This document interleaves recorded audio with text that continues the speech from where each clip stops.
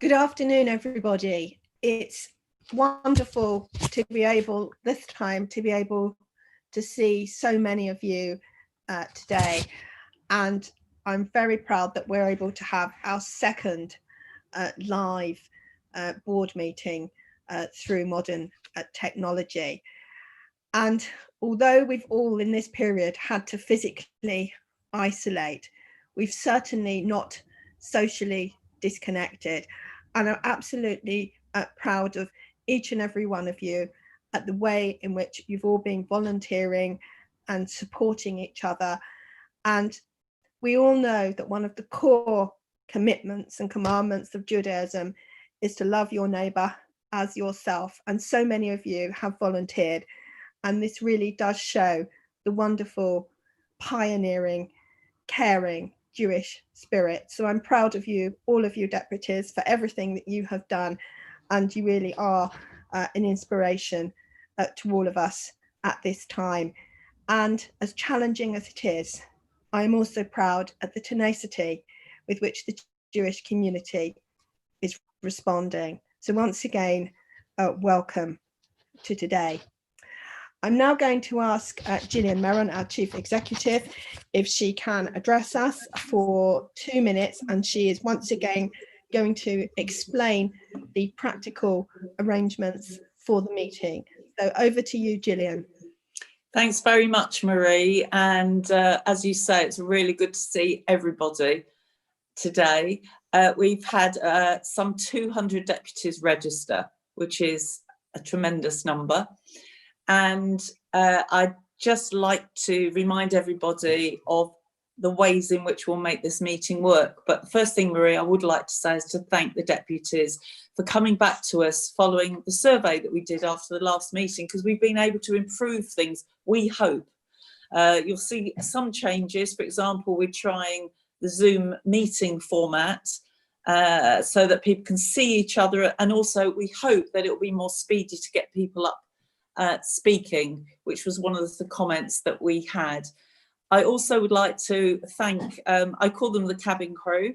That's the professional staff who are joining me today, and perhaps you'll be seeing them lurking behind the Board of Deputies logo. That's Judy Silkoff. Judy, perhaps you can turn your camera on if people can see you. And also Lauren Kalis, and they are working with Leo and this time Xander Mindell. So we've got a lot of Mindells today. And we also have Anthony Silkoff, who's doing the tweeting for us. So a fine crew there. We have a timer clock, which will be on the screen, as you said. Marie has asked that is 2.5 minutes this time. And should you go over that, and I'm sure people were very good last time, and I'm sure if you do, you'll realise that you will go off screen. So the items I just want to draw your attention to in addition to that are, by default, microphones will be muted for the duration of the meeting. If you would like to ask a question during the meeting, indicate this by using the raised hand function. If you wish to raise a point of order, you can indicate this by using the no function. And as you will know, the raised hand and the no function can be found in the participant panel on your screen. When you are called upon to speak, one of the administrators will unmute you, so you don't have to do it. And if you wish to ask a question or make a comment, please make sure that your video camera is turned on before raising your hand. This is for security purposes, and only those who are visible will be invited to speak. And just to reassure you, of course, only registered deputies will be allowed to attend this meeting and ask questions and make contributions. However, the meeting will be recorded and live streamed as usual, and we will survey you afterwards, so thank you in advance.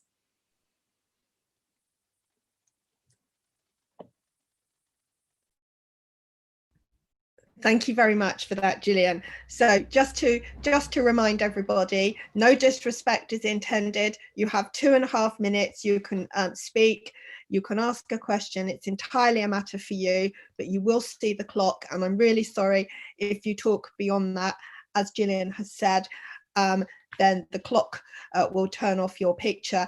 And can I also remind you, as a matter of conduct, that you are responsible for everything that you say, and you are being live streamed. So I would like to point that out to you.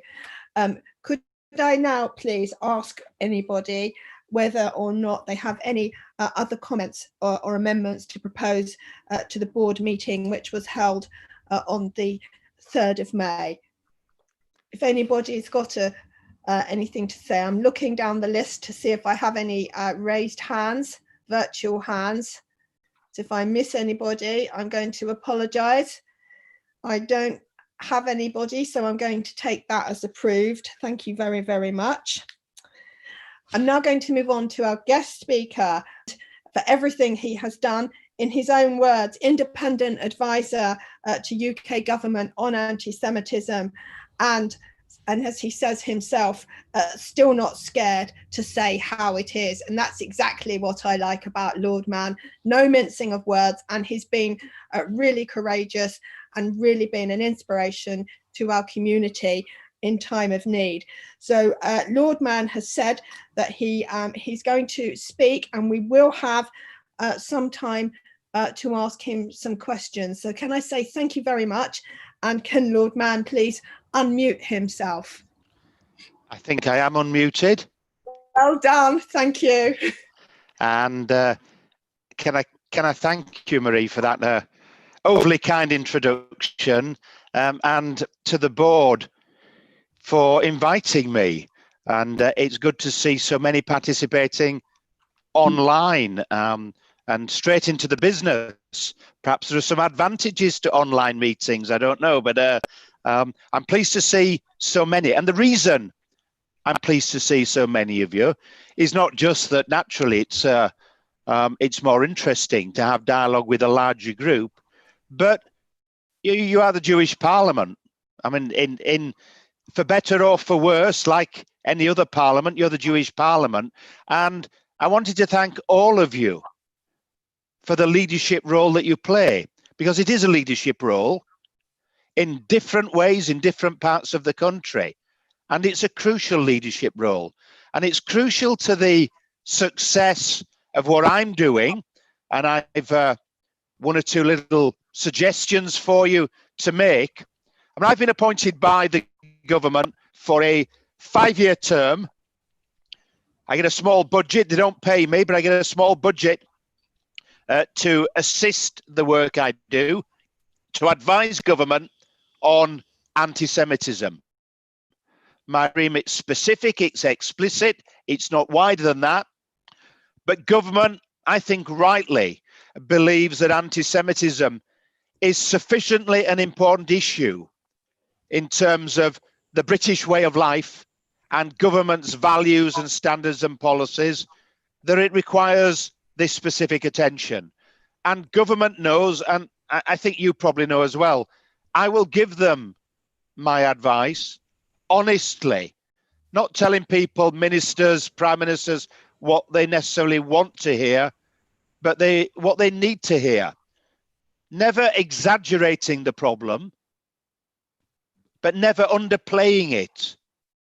And my current assessment with what's happening with COVID in relation to anti-Semitism in this country is that we have the right people in the right positions, both in the Jewish community and in government, to deal with the current situation.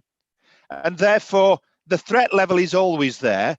But I don't think anti-Semitism has risen during this lockdown period. And I've told government that. But I've warned government that the moment of highest danger is as the economy starts to go down, which it will internationally and will in this country. There will be major economic problems coming. That's inevitable. And it's at that moment, my advice to government is that people who've been hit will be looking for scapegoats. And we know the conspiracy theories, we know the history of it. We know that that's a moment of significant danger. And so I've asked government to make sure that its systems and its people are alert as that begins to happen, so that we can close it down as quickly as it arises.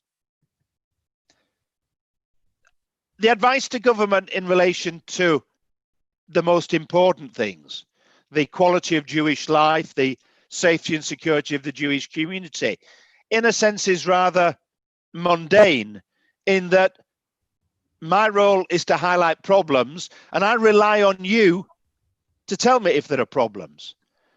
Of course, I think I don't regard myself as an idiot. I keep alert to what's going on. But the eyes and ears across the country are you. Because you're nationwide, you're better positioned. And therefore, I am listening in. And I'm pleased to say I have a very good relationship with your leadership in order to know what your key concerns are. And you're capable of getting them to government, but I'm capable of reminding government and making sure that they don't forget their obligations in detail to act on it. And I'm confident.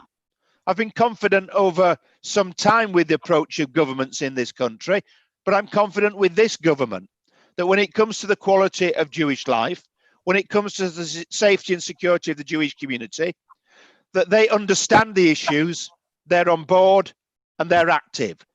If they're not, they'll hear from me. And if they fail to act on hearing from me, then the world will hear my complaints. So that, in essence, is the role. There are three priorities I have where I see opportunities and problems that are going to need attention from government, but certainly not just from government. The first is education. We've had good education, better education when it comes to anti-Semitism in the last 15 years. There's more money available. We have a brilliant organization in the Holocaust Education Trust. We have other organizations in the universities and elsewhere providing significant works. And yet we still see far right, far left, and Muslim anti-Semitism are pretty commonplace. Therefore, the education is not working well enough. And we will, over the 5 years, as we all know, have fewer survivors to go around to speak out in person, face to face. And that therefore brings challenges on how the education needs to be remodeled. It's not a priority of mine in the first year, 18 months, but over the 5 years, it certainly is, because there'll need to be a step change of approach. And that's going to need some considerable thought, attention, and resource. I'm not complacent on that issue, and I think it would be unwise for anyone to be complacent. The second is social media. The biggest problem and our biggest failure, those of us attempting to battle anti-Semitism, racism, and extremism, our biggest failure has been on social media. We've allowed the forces of extremes too much space, and I think we've all been slow, myself included, to respond efficiently. In the past, little Billy No Mates would sit in his bedroom spewing out his hatred, and he'd be Billy No Mates. He'd be ignored by people. He'd be an irrelevance in his bedroom. But the internet has allowed Billy No Mates to connect up with Hans No Mates, Pierre No Mates, and small groups of extremists. And that's given them a feeling of empowerment. And we've been too slow to think through our response to that. We have some opportunities this year with the Internet Harms Bill, government legislation, that I think could close down some of the websites, some of the ways of operating of some of the hate mongers. And I think we need to grab that opportunity. But as well, my approach is a twin track approach. Legislation, but as well, pressure on the internet companies. And the dialogue I've had at the highest level with the White House and others in America has been in relation to the use of advertising and advertisers' pressure to clean up the internet. People do not want anti-Semite hatred alongside their brand name, and advertisers' pressure, I think, can be used to a huge extent. My third and final priority is the promotion of the IRA definition, the IRA Declaration on Anti-Semitism, which at last gives us an internationally defined definition of anti-Semitism, which I've long believed was crucial. Every university, every sports club, starting with every major football club, every employer needs to adopt and use the IRA Declaration, its definition, in their work. And that is a huge priority. And it's a priority that you, with your brilliance, your contacts, your campaigning ability out there, can play a huge role in persuading the universities, the football clubs and others to adopt IRA. And I hope perhaps this afternoon we can have a little bit of a discussion on how best I can be doing it, but also how best you can be doing it, because I think you've got some significant power there, and we need to draw on your expertise, your courage, your brilliance, and I don't think we're doing that enough. So perhaps that's going to be a springboard to see a lot of action across the country from Jewish communal leaders promoting the IRA definition themselves personally to their local university, their local football club, local major employers. Marie, if I end there, I'd be more than happy to hear what people have to say. And if there are questions, as you know, for better or for worse, I'll give my honest answer. But thank you for this opportunity. Can I say thank you very, very much? We do indeed have a number of virtual hands that have gone up, but I want to say thank you for recognising the board as the Jewish Parliament and the activism of all our deputies. And I fully agree with you that we need to make sure we need to do all we can to get all the universities and football clubs to sign up to IRA. And I'm hoping the people with their virtual hands up will want to lead the way. So very, very pleased to hear that, and deputies want to be able to get involved and show you what they can do. So thank you for saying you'll take some questions. So could I please, I'm going to give some priority to people that don't usually ask a question in the order I take them. So Jonathan Rowland, would you come to the microphone, as it were, and don't forget everyone to give your name and your constituency. Jonathan. Thank you, Marie. Jonathan Rowland, Menorah Synagogue in Manchester. Lord Mann, thank you very much, both for the time you've given up today to address us, but more importantly for the time you're going to spend over the next few years working on behalf of the Jewish community. It really is very much appreciated. As you'll know, during the Labour leadership campaign, the Board of Deputies published 10 pledges on anti-Semitism that candidates were expected to abide by, and they were asked to sign up to it. And Keir Starmer did sign up to it.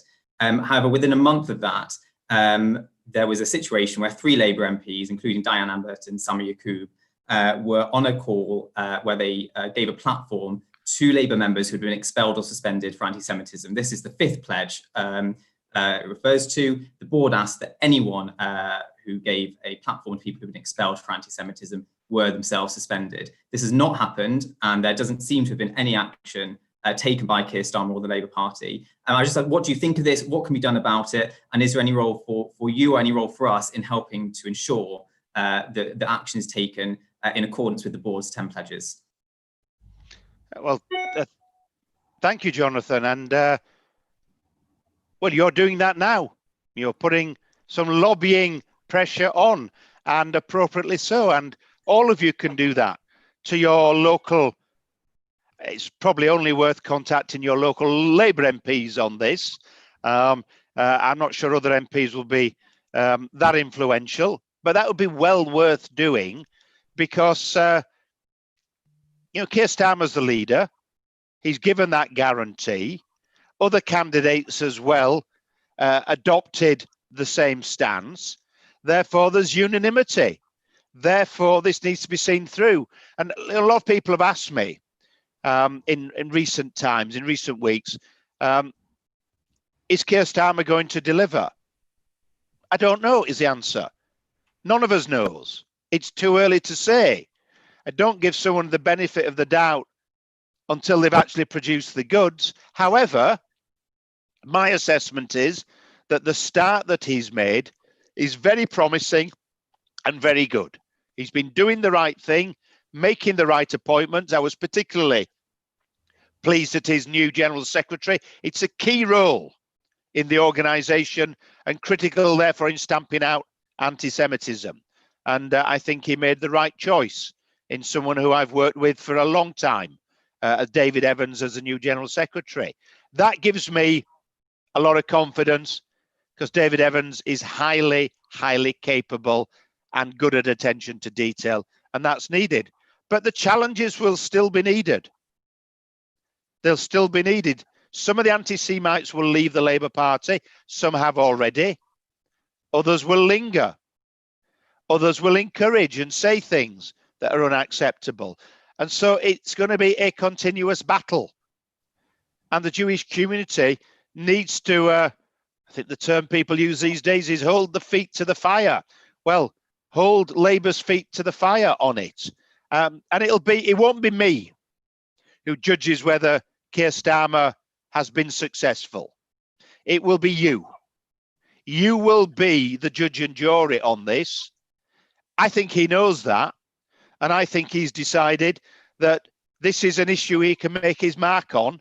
And he's going to do so by cleaning up the problem. If he does, the problem doesn't go away, goes out of the Labour Party, which ethically, politically, parliamentary-wise, probably vote-wise for the Labour Party, is a very good thing.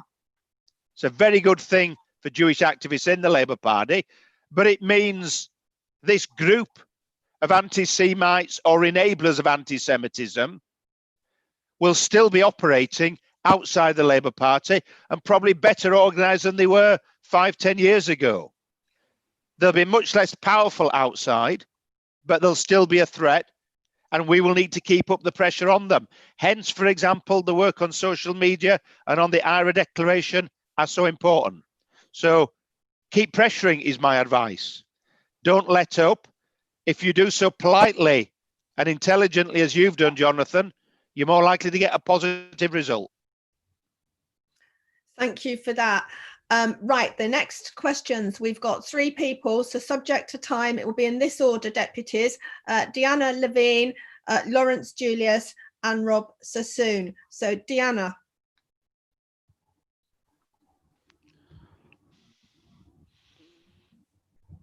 I'm hoping this will be seamless. Unmute. Yeah, there you are. Thank you. Hello, thanks very much. Good afternoon, Lord Mann. It's been very, very interesting to hear what you've had to say about anti-Semitism, and I'm not surprised given your very serious and heavy involvement over many years now. So my question to you is this, because you've described far right and far left and Muslim anti-Semitism, social media anti-Semitism, and so on. And I'm just wondering, I don't actually know for sure whether you are involved at all with the painfully slow lack of prosecutions that we've had, given the number of people who've been found to be, or thought to be, believed to be, or even accused to be guilty of anti-Semitism. Now, there are guidelines for the prosecution service about this issue. And I'm just wondering whether, if you haven't done it before, you've not been involved, it's something you can take on. Otherwise, if you have been involved, I'd be very interested to hear what you have to say. Thank you very much. Marie, do you want to take the 3 together? Yes, and can the next person also, please, can they give their constituency? No disrespect. Right, the next question, Lawrence Julius and then Rob Sassoon, please. And then Lord Mann will take your questions together. Thank you. Can you say your name and constituency? Lawrence Julius, Holland Park Spanish and Portuguese Synagogue. Thank you, Lord Mann. I believe, like you, that the biggest drivers of anti-Semitism, demonization and the delegitimization of Israel in the UK is the media in all its misinformation on the BBC,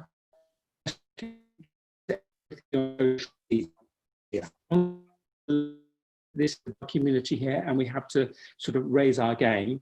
And I feel the board should establish a media division to really focus on this. And I'd appreciate your views on that, Lord Mann.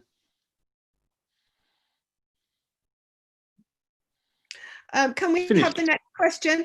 Right, the next question, please, from I had Rob Sassoon, although his virtual hand has disappeared, but I'm sure Rob can come up with a question. I'll do my best, Marie. Rob Sassoon, Spanish and Portuguese congregation as well, slightly different one to Lawrence.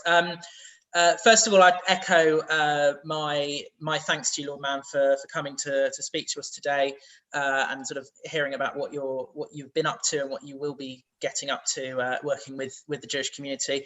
I'd also very briefly like to thank the Board of Deputies for yet again giving me a mutually enjoyable activity for me to partake with my father on Father's Day. He's sitting next to me watching his own live stream. I think I'm the only deputy or the only person on the Board of Deputies who actually gets to come to these meetings with their father. I know there's some mother-children combinations. I think I'm the only one whose father is also on the board. So thanks to the board for that yet again. My question was rather similar to Jonathan's, the first question you had.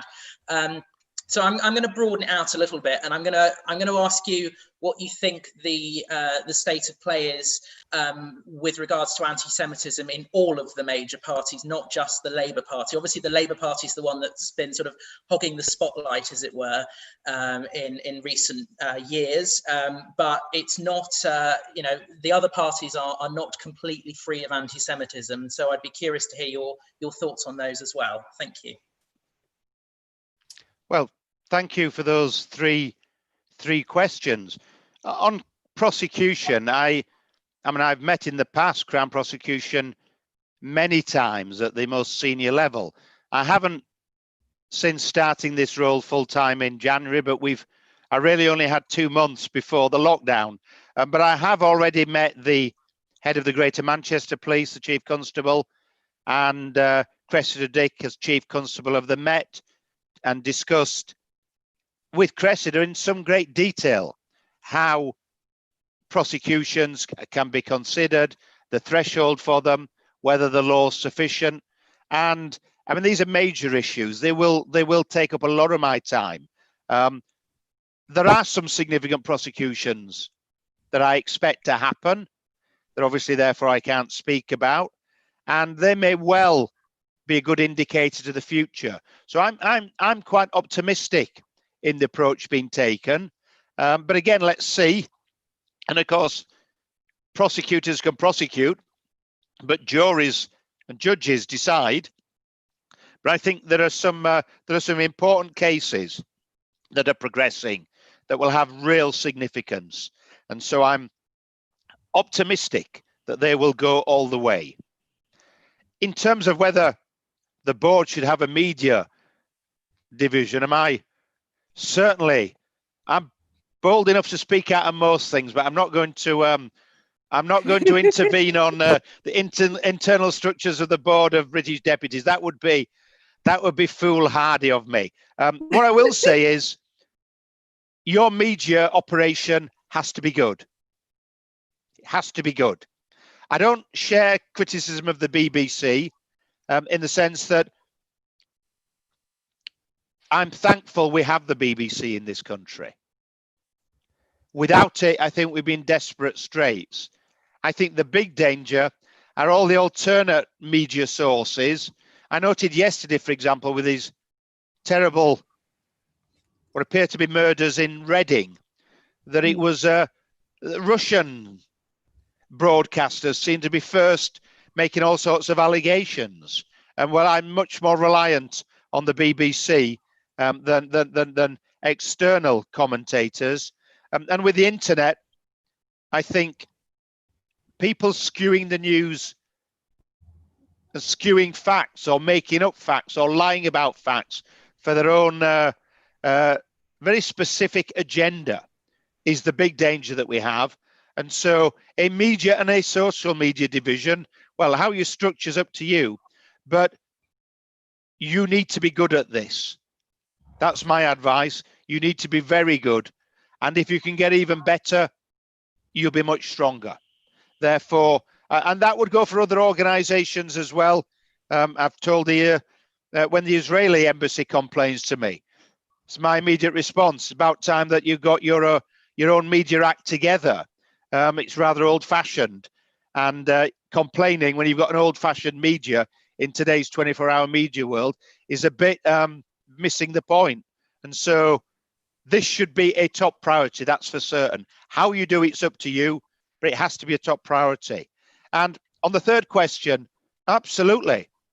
The problem, and we will see this balance back, I think. You know, Keir Starmer sorts out some of the horrendous stuff in the Labour Party. You know, a load of anti-Semites, fellow travellers and apologists leave. The Labour Party becomes normal again, welcoming of the Jewish community.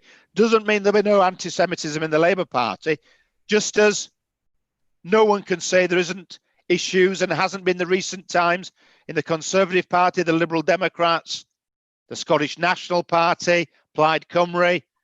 They've all had problems, and I've been dealing with them directly for many years, including in recent months. We've had quite some success with the SNP, in my judgment, which I'm very pleased about. They seem to have taken a very considered view, and if they carry on in that direction, I think that's a very optimistic sign. We've had some significant positiveness from Plaid Cymru, and again, if they continue that, that's very good news. The Liberal Democrats, I mean, we've had lots of problems and some ongoing. Their structures for dealing with it are the best of any political party I've seen in this country. They have very good, and I've told them that. So you need to use them, but your structures are good. They are well thought out. And the Conservative Party, well, if it ever gets complacent, it's going to hit itself into all sorts of problems. And it has, because, you know, there are MPs, new MPs, who've said things that are totally unacceptable. And these people need to be re-educated. Sometimes they need to be disciplined. And parties need to take responsibility for their own MPs, their own councillors, their own members. It should be each party sorting out its own backyard. If they don't, the rest of us should be weighing in and forcing them to do so.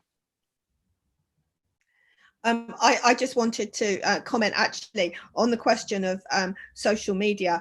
I don't know if you're aware, but the Board of Deputies, we had this horrible incident whereby somebody threatened to bomb the board and said the only way to deal with it was bullets. We had a lot of trouble with Facebook.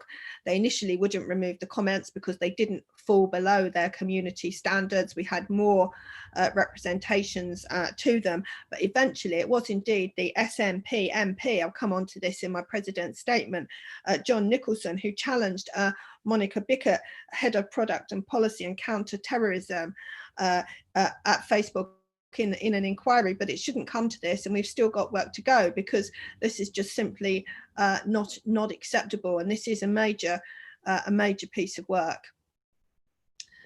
Are there any more questions? Well, I'd like to give you a big thank you, and I know that Sheila Gewolb is going to just say a vote of thanks to you, Lord Mann, and thank you for everything that you are doing. We're all very, very grateful to you, very, very much enjoy working with you, and I especially like that you say it as it is. So Absolutely. Thank you, Meg and Sheila. Yeah, thank you, Marie. Yes, Lord John Mann, good to see you again. Thank you so much for giving up your time to speak to us today. We are so lucky in our community to have you as our champion. You know, you say it as it is, you're robust and forthright, and, you know, you're focused, and, you know, you don't stand for any nonsense. I've heard you speak many times, and we're really, really pleased that you've helped us with supporting us with your advocacy. And I take on board, I think we all do, what you say over the next few years, what we need to do as deputies, you know, to promote the IHRA, to be aware of the social media. The board staff are amazing at monitoring all this. You know, we do have our own internal structure to do this, and the education. I've been involved for many years on going out and spreading the word, but we need to really focus a lot more on this. So thank you again, and stay well. And it's been good to see you. Thank you. Thank you. And of course, you're very welcome. We'd very much enjoy if you would like to remain with us. Please, you don't have to go, but as you will. But thank you. So just moving on, deputies. A very sensible question has been asked by Brian Godalia. He wants to know why can't we have the chat on throughout the proceedings today, and this can be something again for feedback next time, but somebody here, one of the honorary officers in a chat room, he was subjected to some obscenities which unfortunately couldn't be deleted, so I think there are some issues potentially with security, so it was decided that we wouldn't have the chat on this occasion. So I'm very sorry about that. So can we come on please now to the next item on the agenda, the President's statement and the Executive Committee report. So can we take the President's statement first? So can I welcome, we've got some new deputies. I know you can't clap, but perhaps you can wave your hands. I'll just tell you who they are. Howard Ross from the Zionist Federation, Gideon Leibowitz, LDY Netzler, David Rosen, Stanmore and Cannons Park Synagogue, Leora Malki Epstein from Wheatsoe, Judy Mizrahi from Mill Hill. So welcome to new deputies. We're looking forward to, I'll give you a wave as well, we're looking forward to seeing you in person very, very soon. I also would like to say a massive thanks to Esther Offenberg, who's been the fantastic president of UJS, and time has gone by so quickly. Next week she's going to be handing over to one of our very own deputies as well, James Harris, and Esther should be here on the call. Could she please unmute, because I would like Esther to say just a couple of words, because she does deserve thanks for everything that she's done. So are you here, Esther? Hi, I'm here. Very well done, thank you. Hi, yes, I just also want to say a quick thank you. It's been a great pleasure and honour serving Jewish students this year, all the way into a pandemic, and it's been great to work with you all. So just a huge thank you from me, and obviously great hatzlacha to James Harris in continuing the presidency. He'll do a great job. And as you all know, I mean, I love the Jewish community, so I'll never be far, and if I can ever be of any help, be in touch. Thank you. And can I just remind people, thank you, Esther, when you want to ask questions, to use your virtual hand. So when I come on to the President's statement, I can see two virtual hands. We've got Louise Ellman and Mary Rayner Lee. But just before, thank you very much for that, Esther. And we're also looking forward to working with you in the future, and also with James. Now we've got lots more virtual hands, so I better just carry on. Can I also say a big mazel tov to Edwin Shuker on the birth of his grandson? That's amazing news. Louise and Jerome Friedman, they celebrated their diamond wedding anniversary. Sally Strauss, the birth of her grandson, and Ruth Friedman, who was named Eshet Ha'il this Shavua, and her speech on the Sunday meeting at Zoom has actively promoted the Board of Deputies. So thank you for that. And unfortunately, we do have condolences as well to Mary Rayner Lee on the loss of her brother, Maurice Minsky on the loss of his mother, and to our very own Bernice Black on the loss of her brother-in-law. So thank you. Can I just point out some pieces of the President's statement before I come on to the now increasingly a number of questions. The first thing that I want to say is that the whole community, we were absolutely shocked by the cold-blooded, vile, racist killing of George Floyd. last month, and I said at the time that we need to show absolute solidarity against any type of hate and vile racism. At the meeting that we had with Keir Starmer on Friday, that was one of the first things that we said as a community, that we wanted to express our solidarity with Black people in the face of this terrible experience of racism on both sides of the Atlantic. So in response to this, I'm very proud to say that the Board of Deputies has announced its intention to form a commission on racial inclusivity in the Jewish community, so we make sure that prejudice is banished. And this is going to be chaired by the very eminent journalist who's already giving lots of interviews about this, Stephen Bush, and we are very, very grateful to him. So as a very first step, we are inviting Black British Jews and other Jews of colour to come forward to give evidence. This can be anonymous if they want to do that, and then we're going to be able to build a picture of what is happening. And then we're going to move on to the next step. We're going to talk to our partners in the synagogues, the schools, the youth movements, and we anticipate that after about 6 months, we'll be able to provide a report with recommendation. So I think this is something that's very, very positive. And we do invite anyone that's listening, British Black Jews and Jews of colour and any others who are interested in participating, to contact Anthony Silcoff at anthony.silcoff@bod.org.uk. And I absolutely say that this is some of the most important work that we've done as a community. I did want to address you with my concerns about Facebook, which I've partly covered with Lord Mann, because the present situation cannot be allowed to continue. There is no redress virtually against Facebook, and it's taken, and we're very grateful to SNP MP John Nicholson having to force some sort of acceptance that when we are told, you know, bomb the board and bullets, that was not an appropriate response.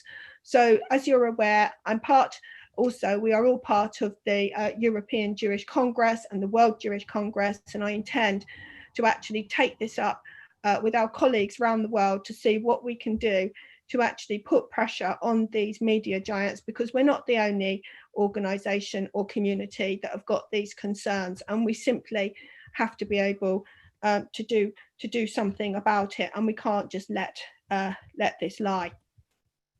Moving on to Labour. We had a very positive meeting on Friday, our communal meeting, which we put out a statement on Friday.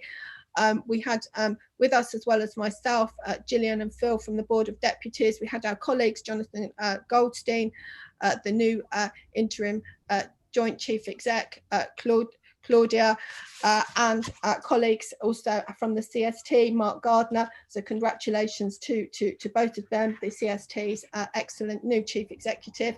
And we also had representation from JLM, Mike Katz and Peter Mason. So we had a very, very good meeting, and it is going to take time, as Lord Mann has said, to build that trust. It's a good start, but we're going to be measuring what happens by output.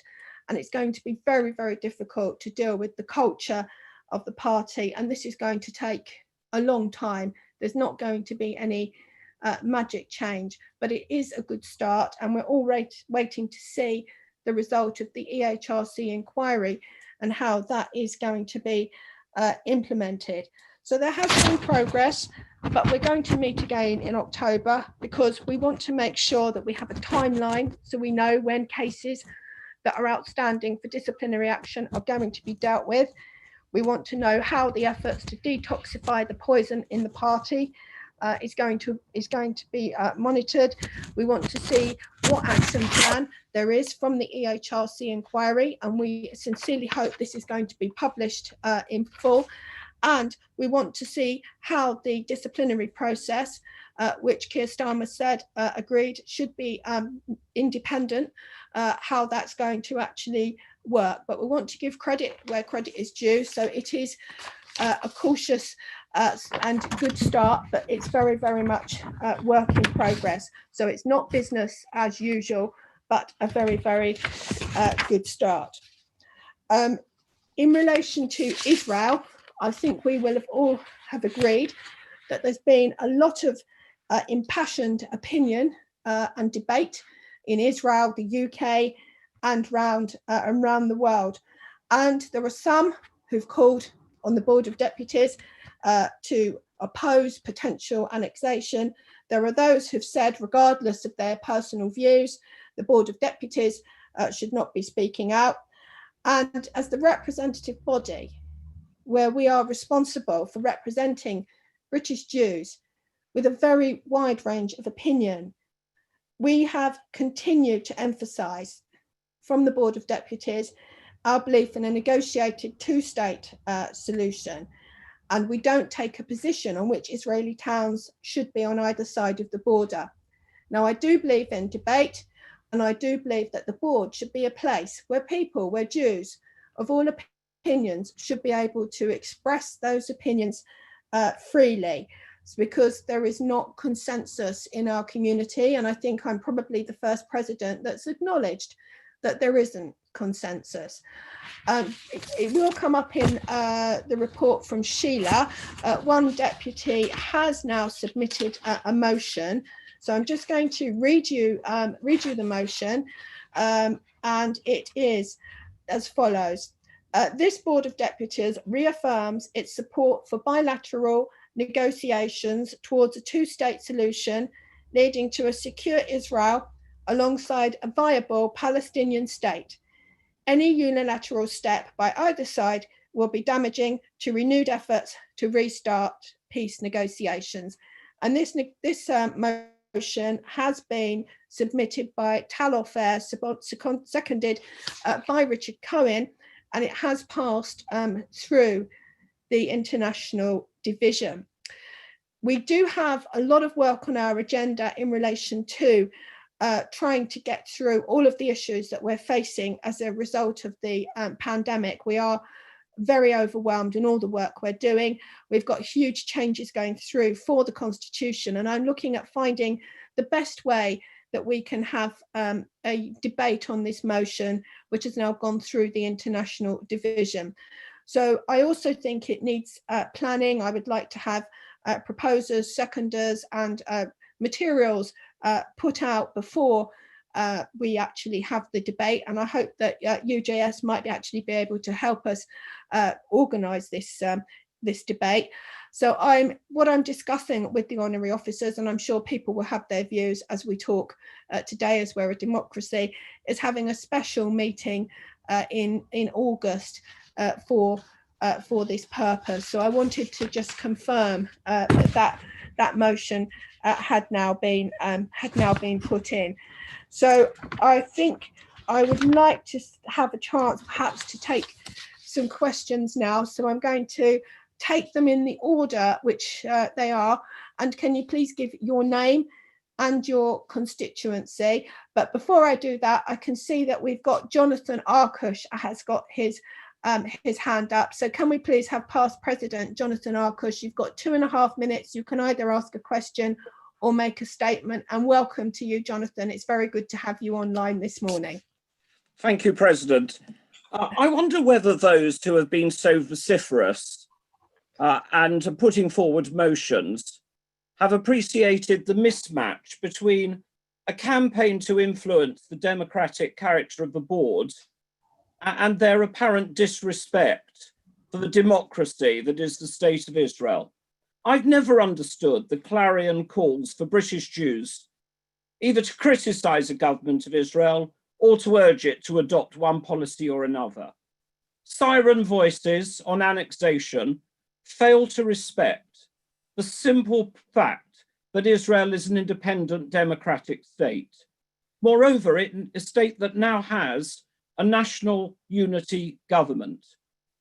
The policy and eventual decisions of the government will be taken by the Prime Minister, the alternate Prime Minister, Mr. Gantz, who was the leader of the opposition, and by the cabinet drawn from a wide variety of political parties. And that government commands, of course, the majority of elected members of the Knesset. So what right is Parade in Aid by those loud voices among us? What special knowledge do they have? What special position do they occupy? And what do they know about politics and security in the Middle East that those in Israel don't know better? Surely it is a type of arrogance that underlies calls for the democracy of Israel to be subverted and disrespected.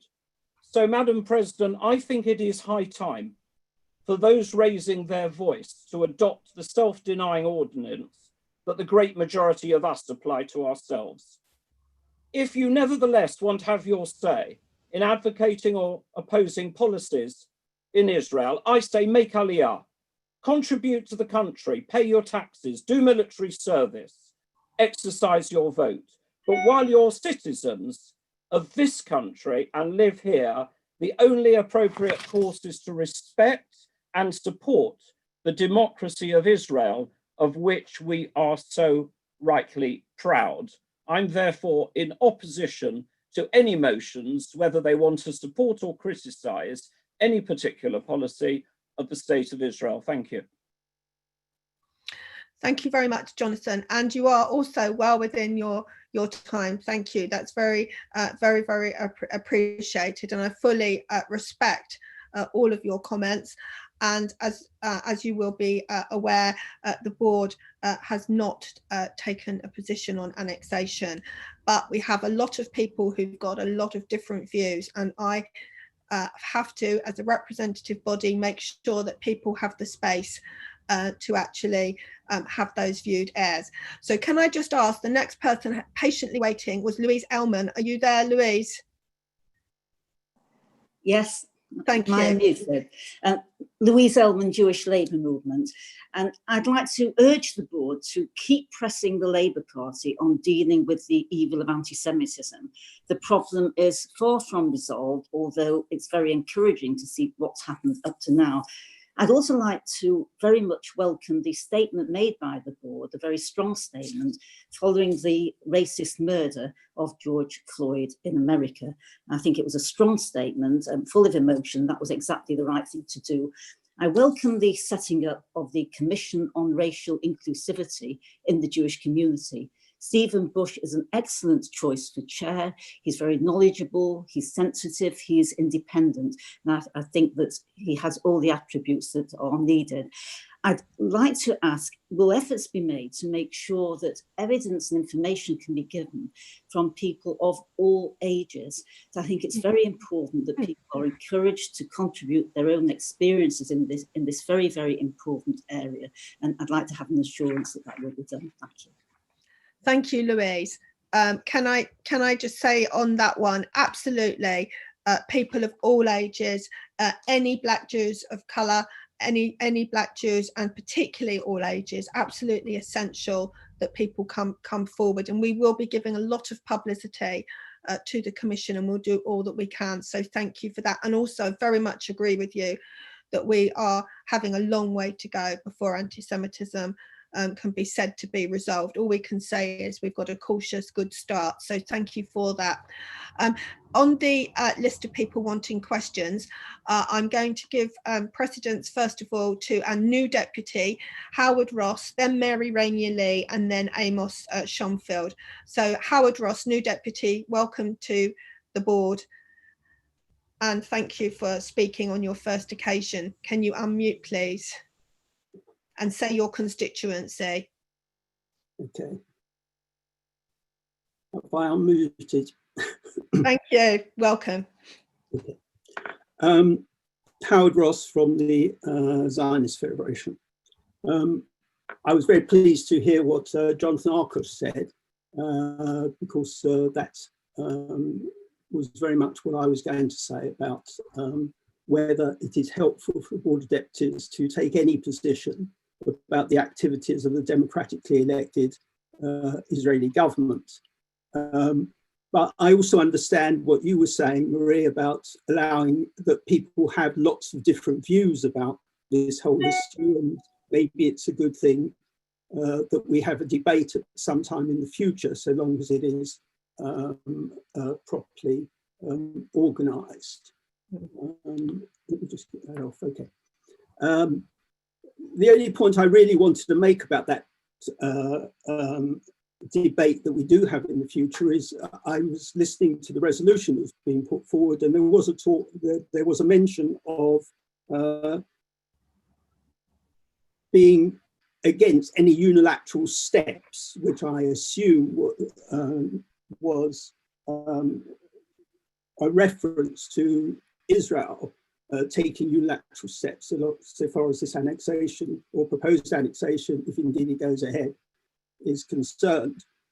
All I just really want to say was that when we come to the debate, it takes unilateral steps can be taken by two sides.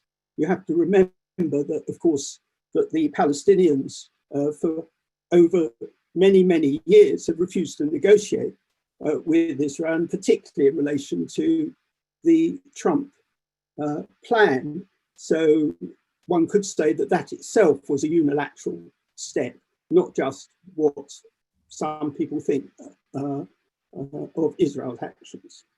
Okay, that's it. Thank you. And just to explain to everybody, we will get literature out in due course that a motion has been received, and according to our Constitution, Standing Order 17 applies. So the motion will come to plenary, and then I will be in touch with everybody further. So that's part of our Constitution. But thank you very much, Howard. Could Mary Rainier Lee and then Amos, and then I've got a queue of other people wanting to ask questions as well. So I would do my very best to get everybody there. Thank you. Mary. Thank you very much. First of all, I want to thank Lord Mann, who I think is still in earshot, for what he said earlier on. And just to remind you, I am from Western Marble Arch, it's my constituency. I just also want to remind people what we're here for, and I sometimes wonder if people remember that rather than bringing their own politics through the door. We're here to protect the interests and religious customs of Jews and the Jewish community. We're not here to make politics. I leave mine at the door, although sometimes I have to respond to other people's ideas which are contrary to mine, because I feel you can't let them unresponded to.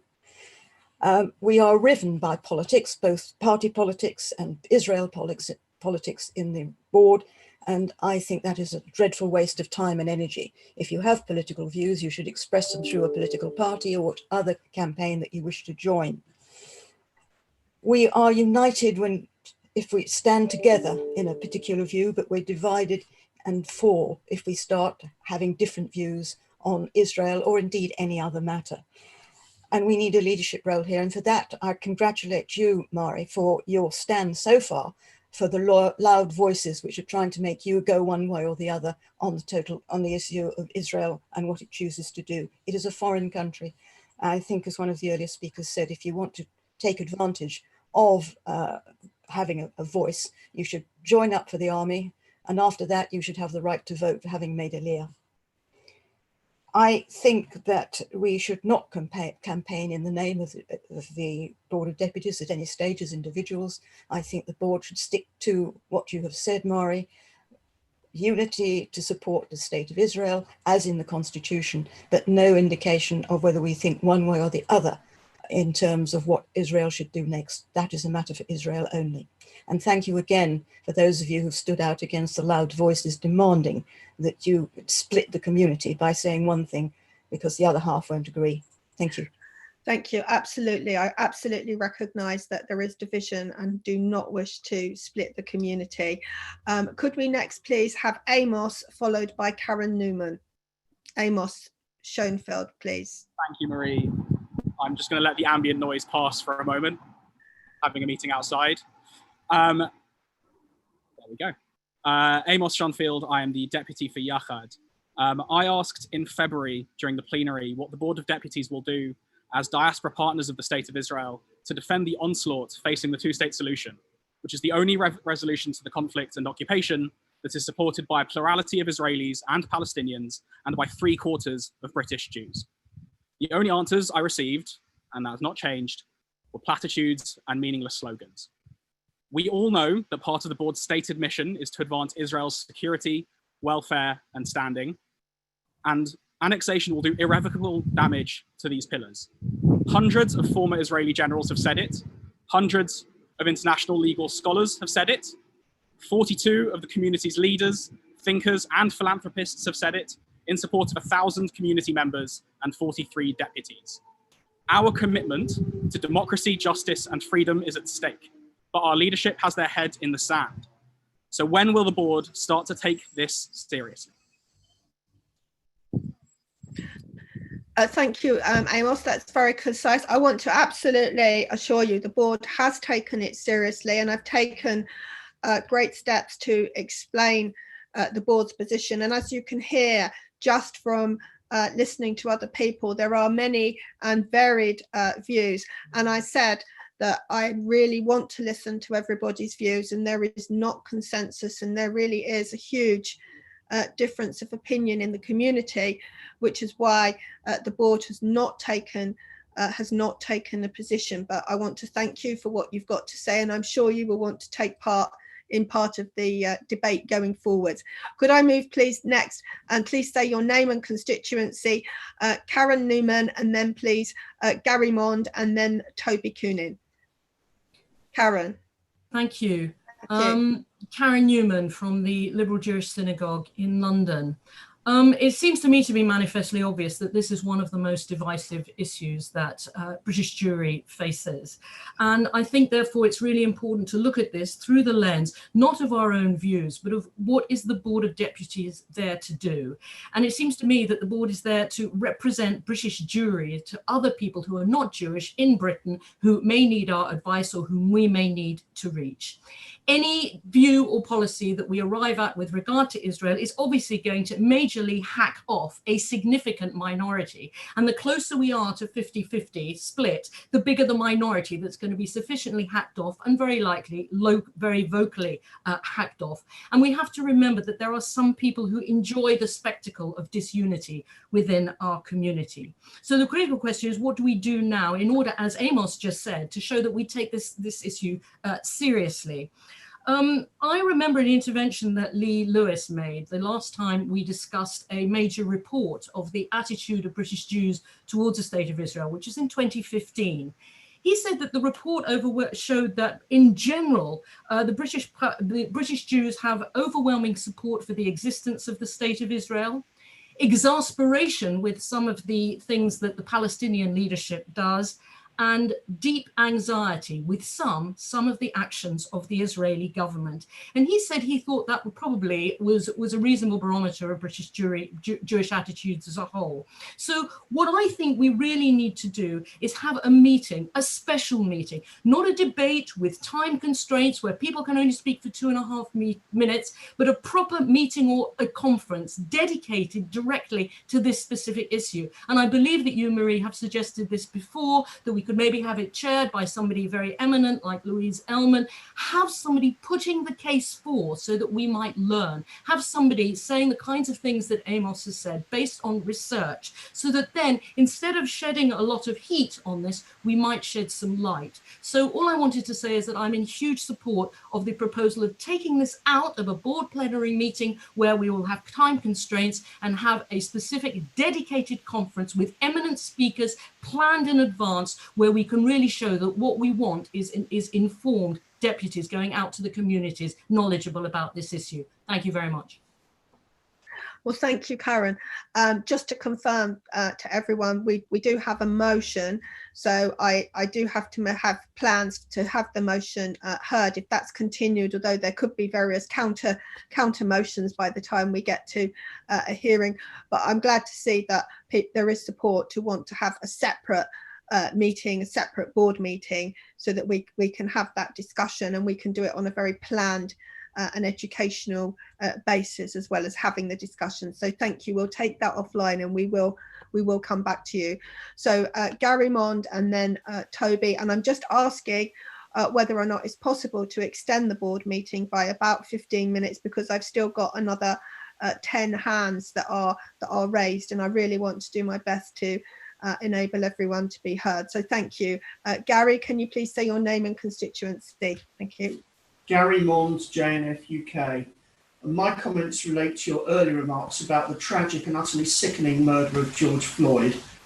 I think there's a world of difference between us empathising with the concept that Black Lives Matter on the one hand and supporting the group that bears the same name. Of course, I'm absolutely sure that all of us agree that Black Lives Matter, as do Asian lives, African lives, Jewish lives, and all lives. But it's imperative that we take a long, hard look at those groups who seek to leverage support from the tragic death of George Floyd for their own twisted goals. Why is it that at some demonstrations organised by the Black Lives Matter group, the actions and chants degenerate into anti-Semitism?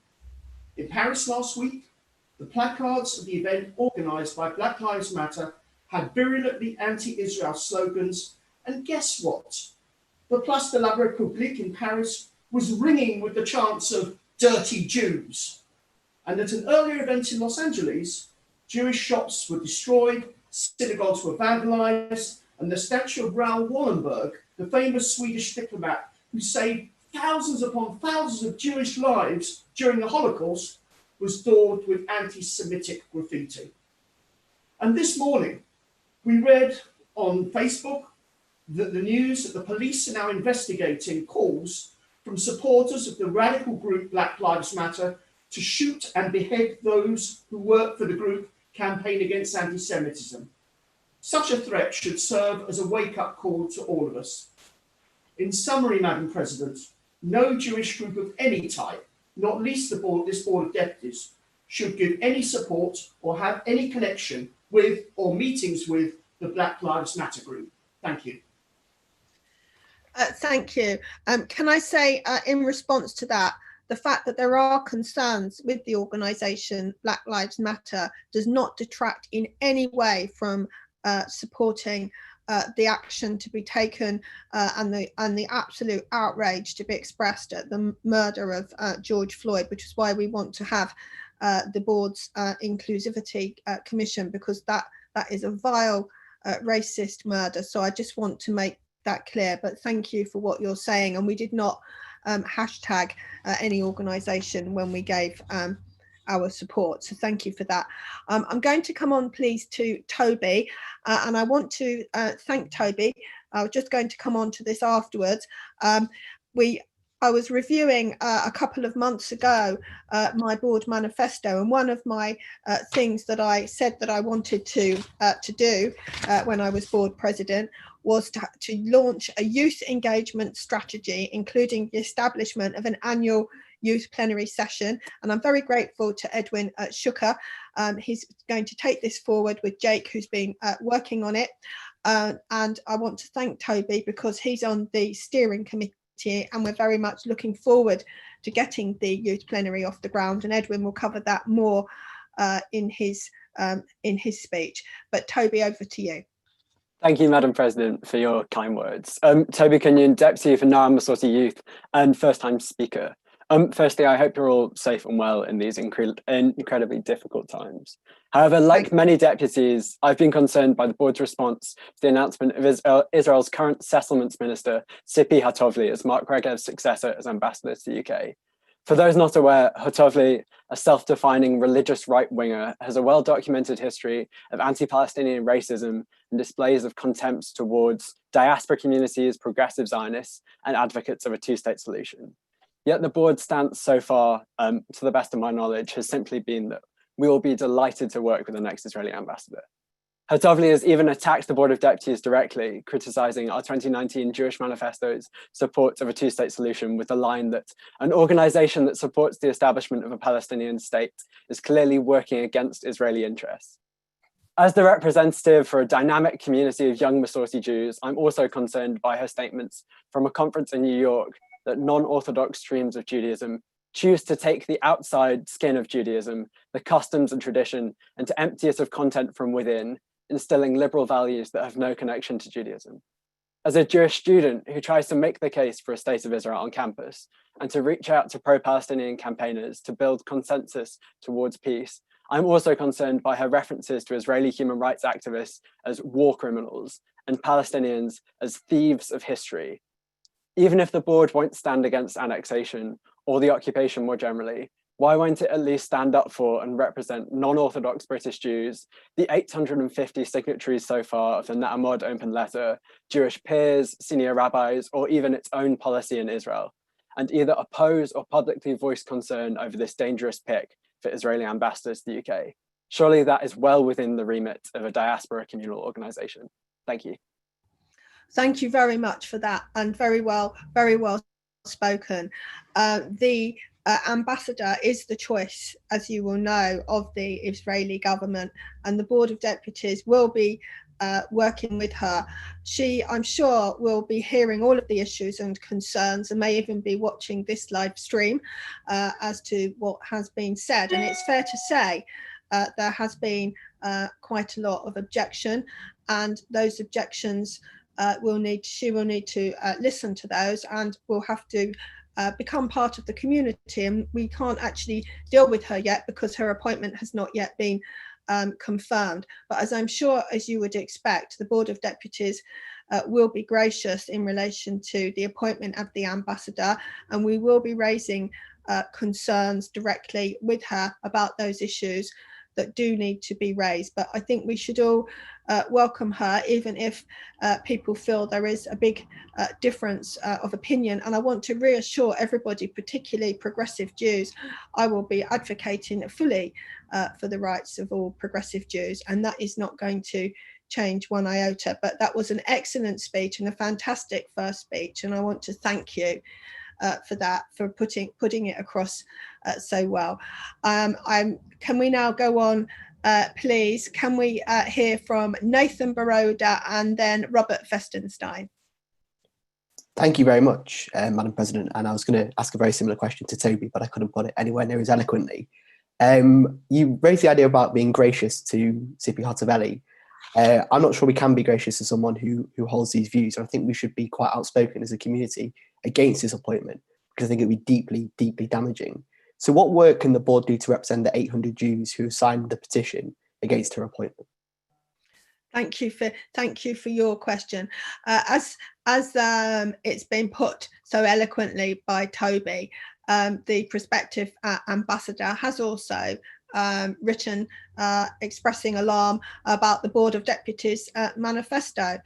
We will continue to advocate for a two-state solution, and we will continue to advocate for the rights of progressive Jews, but that doesn't mean it can't be done with graciousness.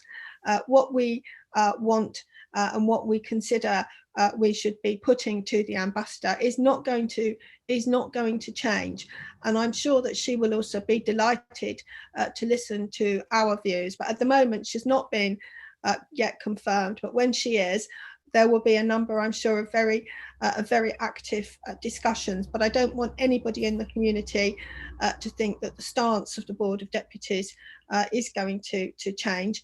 And we will have to wait till she is confirmed in post and arrives later this summer.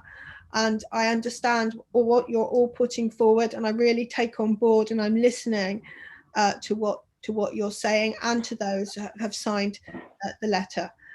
Thank you. Robert Festenstein. Name and constituency, please. Yes, Robert Festenstein, Prestwich Hebrew Congregation. Marie, good afternoon. You'll be relieved to hear this is nothing to do with any of the previous questions. In your report, you make reference to a new member of staff as the new Eco Synagogue project manager, an externally funded position. Can you tell us who was kind enough to fund this for the board?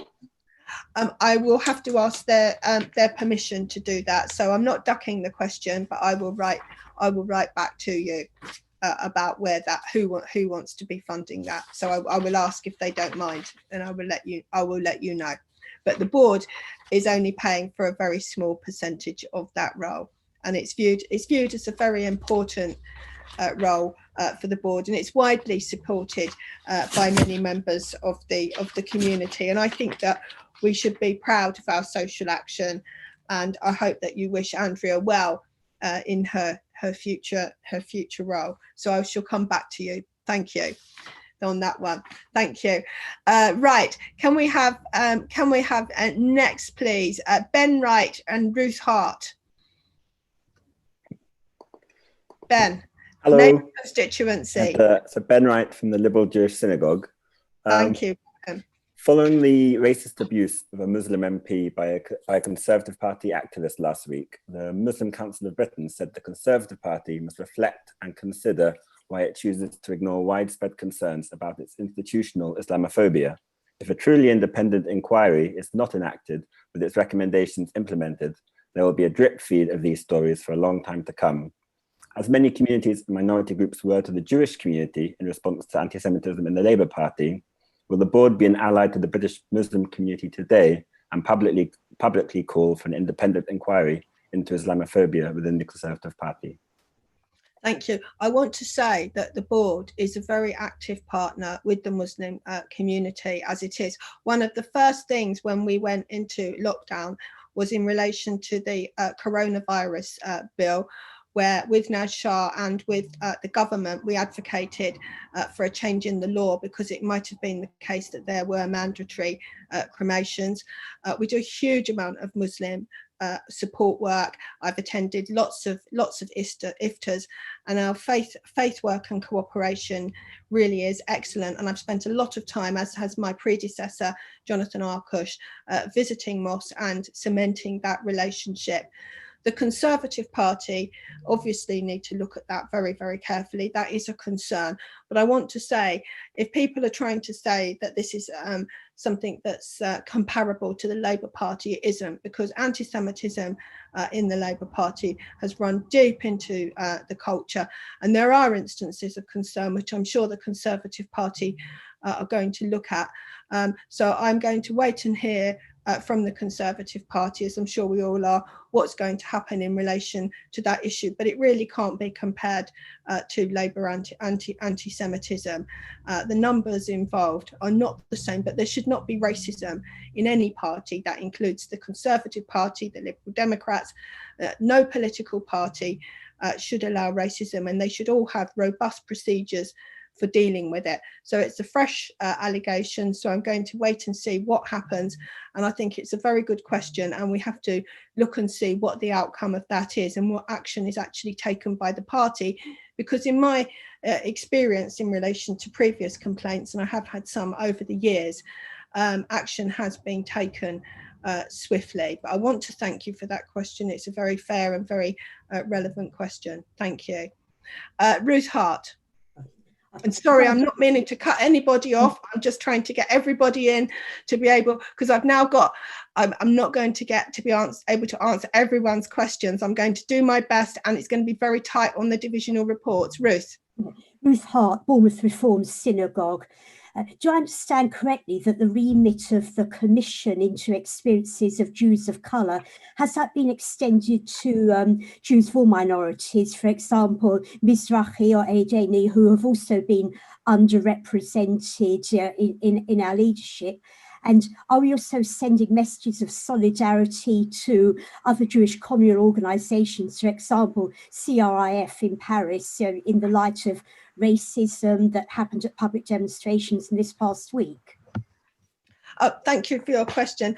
Jews of colour clearly includes Mizrahi Jews. It's not the question that it's been extended. It was always there, because otherwise it would have just said Black Jews. So yes, it applies in relation to Mizrahi Jews, and we've had questions before about age, and it really should apply to Jews of any age. And it's very important that people come forward, and we're finalising the terms of reference, but please rest assured that it is.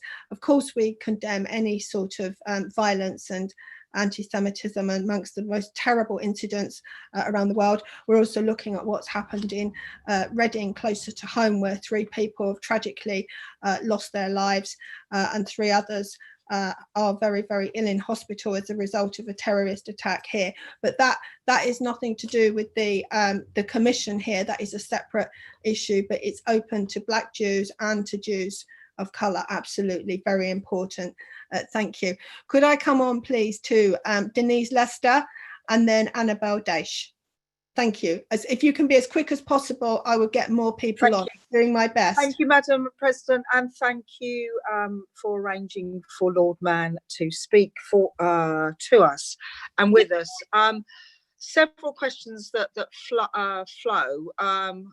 one, I'd welcome some indication, and I think it would be helpful if the board had some indication of the scope of his inquiry and during his term, and also if it's staged, how we can work with and assist him in his work. And the second point is I entirely agree with Jonathan Arcus and your own stance on behalf of the board in relation to the annexation question. And I'd like to actually invite, if this is at all possible, those that have proposed the motion to withdraw it, because the natural consequence is that we're being forced into voting for the motion. Now, I, as a deputy of Southampton Synagogue and as a British Jew, do not want to be engaged in taking a position either way. And particularly in the time of the pandemic, there is not the on the ground soundings that are available that perhaps would be otherwise the case, and indeed were otherwise the case in past motions. So I'd like this to be closed down. And so I'd invite the formal withdrawal. In relation to the issue of the commission, I'm grateful to the board. It shows the maturity of development of our community. The issue is going to be, I think, in terms of reaching out to those Jews of colour and Black Jews who are not affiliated, and how one does it through the media and indeed the use of social media in due course. Thank you. Thank you very much. Well, we can see we are truly a democracy, and the wide variety of views that we've got here, there really is no one consensus. Now, I know that we don't have the chat facility between us, but I have had some feedback, and I just want to make it clear in relation to Black Lives Matter.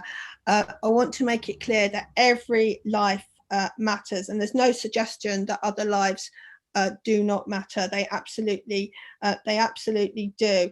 And our response to racism is to absolutely make it clear that Black lives do matter, and this vile racism is simply unacceptable in society. And we show absolutely solidarity with the Black community, and we feel so strongly that is why we're making sure that we've got this commission into Black inclusivity, so that the British community here does its bit. So I want to make that absolutely clear.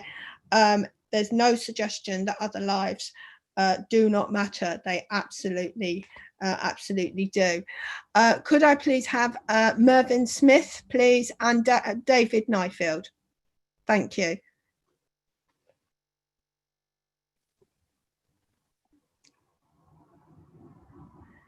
Hello. Hello, yeah. Thank you very much. I wanted to acknowledge, first of all, Jonathan Arcush's address, which I found very, very clear, succinct, and explained the position regarding the possible annexation. I am very concerned, irrespective of how well the young people are expressing their concerns with regard to what may be or may not be annexation. However, there has been nothing within any matter or written matter that they have put forward any understanding of what the historical position is, and that is terribly important. I've heard nothing with regard to history or my experience of meetings with Yachad, where there is an understanding with regard to history. The young gentleman who spoke otherwise has not mentioned anything with regard to the history, and therefore we've got a variety of expressions showing what they believe could happen, but nobody actually expressing, because it is not even a matter of press experience at this point in time, as to what may or may not be the position in regarding annexation, whether it will be large, small, or conceivably not at all. And I do go along with Denise Lester's comments that I think it is far too soon to consider anything where nobody is going to have full knowledge of any matter. If there is an unacceptable annexation that the communities found, then that is the time to make an expression of our views. Thank you. Thank you very much. Thank you for that. I'm going to apologise in a minute because Annabelle was waiting. So I'm very sorry, David, if David can come first. Thank you for that. Can I just give you also some feedback on the question about who is funding the Eco Synagogue post? Because I'm told that I can say that the post is being funded by Rabbi Jonathan Wittenberg and the New North London Synagogue. But thank you also, Mervyn, for your views. Annabelle, I'm very sorry that I misplaced you. Would you like to speak? Could you unmute, please, and say your constituency? Thank you. Hello, Annabelle Datchers, A-Lith Synagogue, Northwestern Synagogue Reform. I would like to share my absolute horror at the death of George Floyd. Freud. What's his surname? Anyway, I obviously was shocked and horrified by that. The group Black Lives Matter, in their mission statement that they put up, is not all that it seems. It appears, as Gary Mond said, to be a fascist kind of organisation. And it's not all it seems. And so I don't mean fascist, I mean Marxist. It's not all it seems. And I would be very careful about joining up with it, even though, of course, Black Lives Matter, as do everyone else. And that's my position. Well, thank you. Well, look, there are many, many issues in society, and Black lives do matter too. And we want to make sure that Black people are not treated differently. And the George Floyd issue, you know, this terrible vile racist murder clearly really highlighted that. And we want to make sure at home that the Jewish community is fully inclusive for all. It's not just Ashkenazi Jews, but all Jews, whether they're Black Jews and Jews of colour. So thank you very much for that. David Nyfield, please. Madam President. Rabbi, thank you. The murder of George Floyd was a horrific crime, and it is right that the police officer should face the full force of the law. We have seen both peaceful protests and violence in the name of racial justice. However, is there any concern from the board that with each mention of Black Lives Matter, further legitimacy is being given to an organization that openly supports BDS?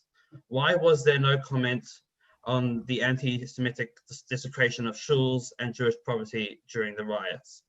And secondly, closer to home, what will be the role of deputies in framing the terms of reference for the commission? And will the findings be brought to the plenary for discussion? Thank you. Thank you very much. A number of deputies have expressed concern about the organisation itself, Black Lives Matter, but I want to make it absolutely clear, as I think I've just said before. The statement Black Lives Matter was never intended to suggest that other lives do not matter. It was a response to racism, which saw Black people being particular targets of regular police brutality. And some people feel, and yes, it may have been insensitive to say all lives matter because it detracts from Black people's concerns, and Black people's concerns, they should not be detracted from because it belittles their call for equality. So the fact that there are concerns being made about this organisation, we must make sure that we play our part to stop all of this people trying to use it as a reason, if it's been suggested, to detract from the call for equality, because there absolutely needs to be. And I want to make it clear, and this is the terrible response to the vile racist attack that we've seen, and you can see from that the sheer police brutality that has happened in relation to George Floyd, and the board wants to play its part. The terms of reference are being finalised. Of course, the terms of reference will be published, and yes, the commission certainly is going to be public and come back to the board, because there's no point in having a private commission, because if there's a private commission, it doesn't mean that anything is going to change. And I absolutely hope that all deputies are going to be very supportive of the board's commission, and that there shouldn't be any objection to it, because some people are concerned that the organisation Black Lives Matter may have connections with BDS, because we're not supporting an organisation. We're actually dealing with the terrible inequalities that exist in the Black community, to make sure that we play our part in making sure that people are treated equally and fairly, and not subjected to race brutality from the police, for example. But thank you very much. I'm going to have a few questions, and we're going to then have to, I'm sorry, move on, because we haven't had the divisional reports.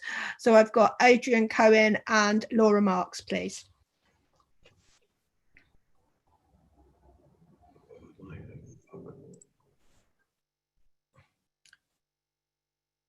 Can you unmute, Adrian?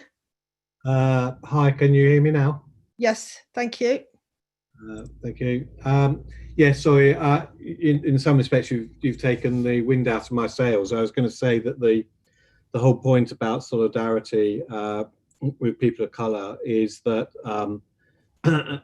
it's addressing the inequalities in our society, and the fact that Black people are more likely to suffer from violent attack, police brutality, than white people. So there is a danger when people say all lives matter, that they're really trivializing the experience of Black people and not addressing the inequality. It's like someone said, if there's a house on fire and you call for the fire engine to put the fire out, you don't point to another house which isn't on fire and say that all houses matter. It's the house which is on fire which needs to be addressed. And it's particularly acute for us as Jews, because we were very sensitive when, for example, Jeremy Corbyn would only ever refer to anti-Semitism in the context of anti-Semitism and all other kinds of racism, because rightly we saw that as deflecting from our concerns. It's a form of whataboutery. It sort of dilutes the concerns that we specifically had. So likewise, we shouldn't be doing that when it comes to anti-Black racism, where Black people are disproportionately targeted for violent attack and suffer other forms of inequality, which white people don't. So I think as a body, we should be very careful not to deflect or become part of a narrative that seeks to do that. Thank you. Thank you very much, and I obviously agree with what you've said. I've just been given some technical feedback.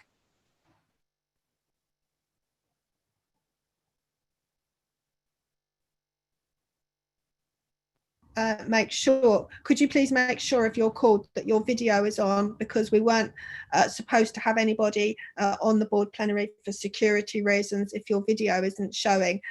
So if you've turned it off, thank you for that. Could you please turn it back on? Laura Marks. Hi, yes, thank you, Marie.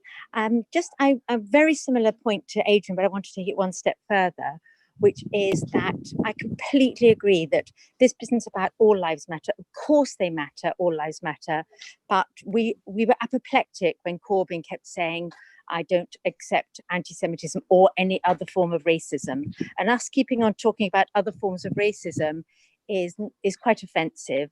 And so I completely agree with Adrian. And I'd like to take it one step further, which is to encourage the board in this review, which I understand this commission looking at racism within our community, to look not just at racism within Jews against Black or non-white Jews, but actually to look at racism within the Jewish community against Black people generally. There's plenty of racism in the Jewish community against Black people. And I think that to hold a commission and not look at the point more broadly is a really wasted opportunity. So I urge you to look at racism within the Jewish community against Black people specifically, because it's a really big issue. And we need to be able to hold our hands up honestly and say, we have looked at this issue of racism against Black people within the Jewish community. We have understood it better and we're going to address it. In about the 20 seconds I have left, I just want to raise a completely different issue, which is, could we please consider moving the July meeting to the morning, having an event in a midsummer's afternoon on a Sunday, for many of us who have families, is actually a real imposition. And I think that many deputies would rather, now that we're in lockdown and doing meetings online anyway, and people are not traveling, I think it would be wonderful to hold the meetings in the morning rather than give up our Sunday afternoons, which are meant to be spent with our families, at board meetings. So a completely different issue, but I would urge you to look at that one too. Thank you. Thank you very much. I want to make it clear that I absolutely agree with Laura that I do have concerns about how Black people are treated generally. I'm not sure initially how far we can take into stage one with the commission, but I absolutely agree with you that that would be a good stage two, and the board really wants to play its part in society because this really does matter. And personally, I'm a lawyer that has given my professional work to dealing with discrimination, and I absolutely support this commission, which is very, very important to our community, and we all feel very strongly. I'm so sorry that I cannot hear everybody because we are running very, very late. So can I give apologies and call Ella Rose? And then after that, I'm really sorry. I'm going to take a note of people who haven't been able to speak, and then I'm going to make sure that you're given priority next time. So I want to say I'm very sorry. Ella. We've seen in this meeting specifically a lot of people talking about all lives matter, and I actually find it a really offensive phrase. You know, I think what Adrian and Laura have said has been really important in terms of, in the past few years, we've asked other communities to be really careful on how they talk about anti-Semitism. And that clearly needs to be the same. Adrian's example of the houses and the metal he used there is really important. Given some of the things we've heard different deputies say today, can we potentially look at having unconscious bias training all deputies, because it's, to me anyway, quite clear that a lot of deputies don't understand the issues around Black Lives Matter, why language is important, and why people are specifically asking for Black lives to be taken seriously in terms of police brutality, the Black attainment gap, and all of the other disadvantages that people of colour are facing in this country. So can we take those steps before maybe the commission, which is an incredibly good thing to do? Can we make sure that us as deputies have the tools to be able to scrutinise and examine the commission properly by doing unconscious bias training? Thanks. Thank you. Can I thank Ella for that? Because I think that that is really, really important. We do need training, and that's one of the outcomes that there's going to be from the commission. But I think it needs to come sooner rather than later. And I think that is a very, very good contribution. And I'd like to thank you all for that, because that you're absolutely right. You're in the right place, and the community's got a lot to learn. So this is the beginning of it, and there are sensitivities. And I'd like to thank you for giving the support to the Board of Deputies to have this commission, because this is a very, very important piece of work that we really feel passionately about, that we have to play our part in society. So I apologise. I'm so sorry to everybody else that I'm not able to call. I'm now going to move on. I'm going to ask Ben Crown to address us in relation to the organisational membership proposals as part of the Constitution Review Group, because it's very, very important. That was also part of my manifesto pledge, that we overhaul the board's constitution. And I want to make sure that we're online to do this, and we still have some way to go. So I want to say thank you. If you can talk, Ben's going to talk to us for 5 minutes, and then we've got allotted up to another 25 minutes if there are questions. So thank you all for your questions, and apologies that I couldn't get to all of you. Ben, and could you please put on your video and give your constituency? Thank you. Can people not see my video? Yeah, thank Sorry, you. you can, yes. So Ben Crown, I'm the Deputy for Lamud, but I'm here in my capacity as chair of the Constitution Working Group. I will be very quick today, so we have as much time as possible for questions and discussions. So, as I mentioned last meeting, Constitution Working Group has been running now for sort of a year and a half. We spent pretty much the whole of last year talking through organizational, legal, membership issues, internally and with the input of the F&O, the CE&I divisions and the HOs and exec. Those went out in February for consultation. Thank you everyone who responded to consultation, either by completing the survey, by providing written responses, by actually calling and having conversation with myself or another member of the working group.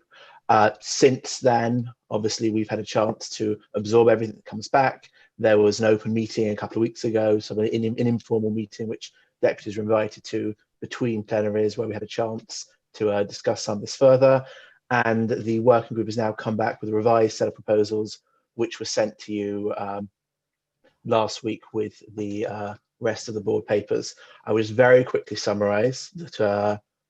I want to make the point first of all that these are obviously just a summary, that as and when we have done enough of the constitutional work that we are able to draft memonats and rules and other legal documents, they will of course all come back to the plenary for line by line review, for this further discussion commentary. What we're looking for today is just to explore these revised proposals that we're putting through and get a sense of how deputies sort of feel about them.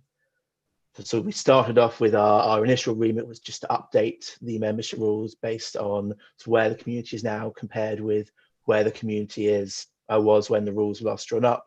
The current constitution was drafted in the 90s, and a lot of the membership criteria from them were brought in from the 1970s. And before that, there's very little provision in the current rules for admitting organizations and not synagogues or rep councils. That at the moment, the constitution only recognizes membership-based criteria if you have a subscription-based membership, which is quite rare for organizations. Otherwise, there are some very loose and ill-defined criteria which sit with the Constitution Committee to sort of define. And so we've sort of been through and we tried to make rules which are first of all clear and fair, rules which are consistent across the different types of organizations, rules which are sort of reasonably generous in terms of giving established community organizations a straightforward path to board membership. They tick some pretty straightforward criteria, go through a trust board, go to a plenary, but also to safeguard against entryism and against fringe groups and against sort of troublemaking entities who aren't really part of the Jewish community but might want to make a bit of fuss by putting in an application. So what we essentially have are three categories of membership going forward: synagogues with denominations, local rep councils, and other organizations. There are specific criteria for each of these in terms of membership, which are mostly brought forward from the previous constitution and have just been tweaked in places. Those are, so as you see in the details of the proposals, we've added sort of a category, various criteria for membership for organizations who do not have a subscribing membership. There's criteria based on turnover. There's criteria for youth groups or for new groups which don't necessarily have charitable status. There's a provision that groups which are not based in London and so are so therefore smaller to have special criteria applied to them. And then there's discretionary power for the trustees to propose membership for an organization that doesn't necessarily tick any of the terms, but which they think is important to being part of the board. And the overwhelming, the most important criteria to mention for all these organizations, like I said, you have to be a shul, you have to be a rep council, you have to be a denomination, or you have to be an organization which is, quote, beneficial to the interests of the community and should be represented by the board. So that's the baseline that now applies to all organizations who want to join the board. We are adding as well a role for the trust board, that doing the registration process is not just a tick box exercise, that the trustees have to look at an application, reach the conclusion that the organization is beneficial to the community, does reach those steps, does reach those criteria, and then pass it to a plenary where there is a plenary vote. Because we've added these extra stages for organizations which fit our criteria, we have proposed lowering the current threshold, which is a 2/3 majority plenary for some organizations, but not all, to a straight line straight majority for organizations which meet these criteria, and for discretionary membership, which where none of the formal criteria met, but the trustees' view, the HO's view is that they should be given membership, then the threshold is 2/3. And in addition to, as a safeguard, we've added, which doesn't previously exist, a provision for removal, where we're still working out the details, which would involve sort of a large plenary vote, probably 2/3 or maybe even a 3/4 majority, and the involvement of the trustees as well. And we think that between those steps, we've caught a balance between updating, between facilitating membership for organisations which the board would like to join them, and for protecting us against entryism and against sort of threats from organisations who we would not want to see included in the board. And I think the proposals here, obviously we're happy to discuss them in detail, which we'll do in questions, and as and when we proceed to getting a formal written legal document, they will be built out into sort of binding legal language. So I think that's all I have to say for the moment. I thank everyone who's sort of contributed so far to our discussions. I'm very happy to take some questions, and then as the questions come in, I may bring in some other members of the working group to answer them as well. Thanks. Okay, thank you. There are some questions, and I'm going to give priority because one person, Irene Mansfield, had wanted to ask a question before, and I was very sorry that I wasn't able to ask. So Irene, could you ask Ben your question, please? Could you unmute, Irene?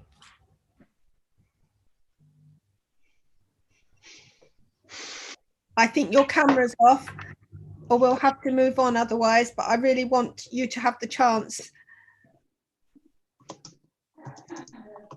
Aha, thank you. Could you put your video on if you can? Otherwise, don't worry, ask your question. Thank you, Irene.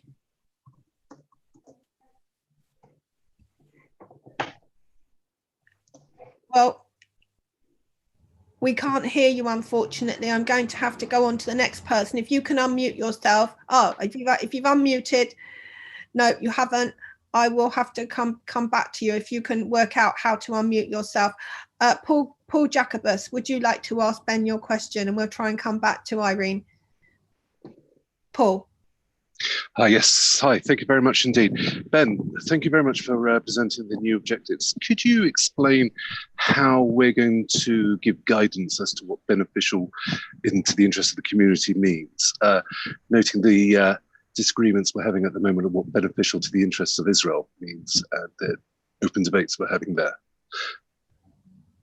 Thank you. Ben? Oh, sure, yes, I mean, it's criteria which is necessarily judgmental, but it's judgmental and up to, first of all, the HOs, the trustees who will see it in the first place, and then to a majority of deputies. We were looking for wording which would be future-proofed, which could which wasn't tied to a very specific time and place that could serve for a long time. We were looking for wording which could mean different things to different people, but which sort of defined where we felt the important purpose of the board's membership was, and of involvement in the board should be. And then ultimately we've left it in a discretionary way to deputies to decide how to interpret that. But like I said, the wording in the constitution will be robust enough that if deputies were to decide an organisation wasn't beneficial to the interest of the community or shouldn't be represented to the board, and that was sort of a majority vote or that was an HO vote, then we would not be open to legal challenge on the basis that we had unfairly applied these criteria. And we'll get sort of the legal advice to confirm that the wording is fine. The wording is at the moment in the current constitution for a very small subset of organisations. So we think it's robust, but we will get sort of a final view on that. We absolutely will. I mean, that was a really good question. I think we have to perhaps accept that a lot of people, perhaps young people, for example, are not always members of synagogues, and there's lots of people that can't be members of synagogues but could be members of other Jewish organisations. When we want to make sure that we are in a really inclusive Jewish environment, and we don't want to find that people who are Jews who want to contribute are excluded. I think that's the intention, so that we really are a representative organisation and fit for purpose. But I do think that was a really good question. Could I take the last question, because we can't unfortunately get Irene's mic to unmute. Rick Cooper, and then we will, thank you very much, be moving on to divisional reports. Rick, please, could you say your name and constituency? Hello, Richard Cooper, Portsmouth and Southsea Hebrew Congregation. What Ben didn't mention, which is on the last paragraph of the paper on the CWG, which has been sent all to us, which is the board is not an attempt to create a one Jew, one vote body which proportionately mirrors the demographic distribution of the community, and it's necessary to have some possibly some underlying overlap. Now, John Mann reminded us that we are the parliament of the Jewish people, and it seems to me that if you are just riding roughshod over the idea of demographic representation, you're doing a disservice to us and our position as the board. You are just riding a coach of the horses through the whole objection to entryism, and you're going to let entryism happen. And this hasn't been addressed at all. Could you address it, please? Thank you. Okay, so I think that's sort of 2 points, so I'll take them one at a time. I think we can push the metaphor of a Jewish parliament a little bit too hard. The idea it's a place where we all get together, we discuss things, it represents the range of views in the community. I think I wouldn't want to push the the idea that we should be, like I said, one Jew, one vote, very much further than that. The board already has in individual synagogues, denominations, which are collections of those synagogues, local rep councils, a range of other organizations. If someone, for example, is a member of the United Synagogue Shul in Birmingham, let's say, then and goes to Lamud, then they are represented by 4 or 5 organizations. That's before you even think about things like JLM, like youth movements and so forth. So there's always been this tension in the board between, on the one hand, trying to represent the biggest range of views, and on the other hand, trying to have some balance of to allow for different sizes of organizations. And we do that with having more representation for larger organizations, having a wide range of people for UJS and so forth. But I think there is like a pretty stiff limit to the point where you can say, well, we are a parliament, so we should elect people in exactly the way that the House of Commons does now, for example. As for the point about entryism, I mean, I apologize, I'm just repeating what I said before, but I feel we responded to the issue around entryism by having the clear criteria that organizations must be beneficial to the community and represented on the board, by 2, inserting the trustees, the HOs into the process. So a membership application is no longer just a pro forma stamp, but is a policy decision taken and endorsed by the charity trustees.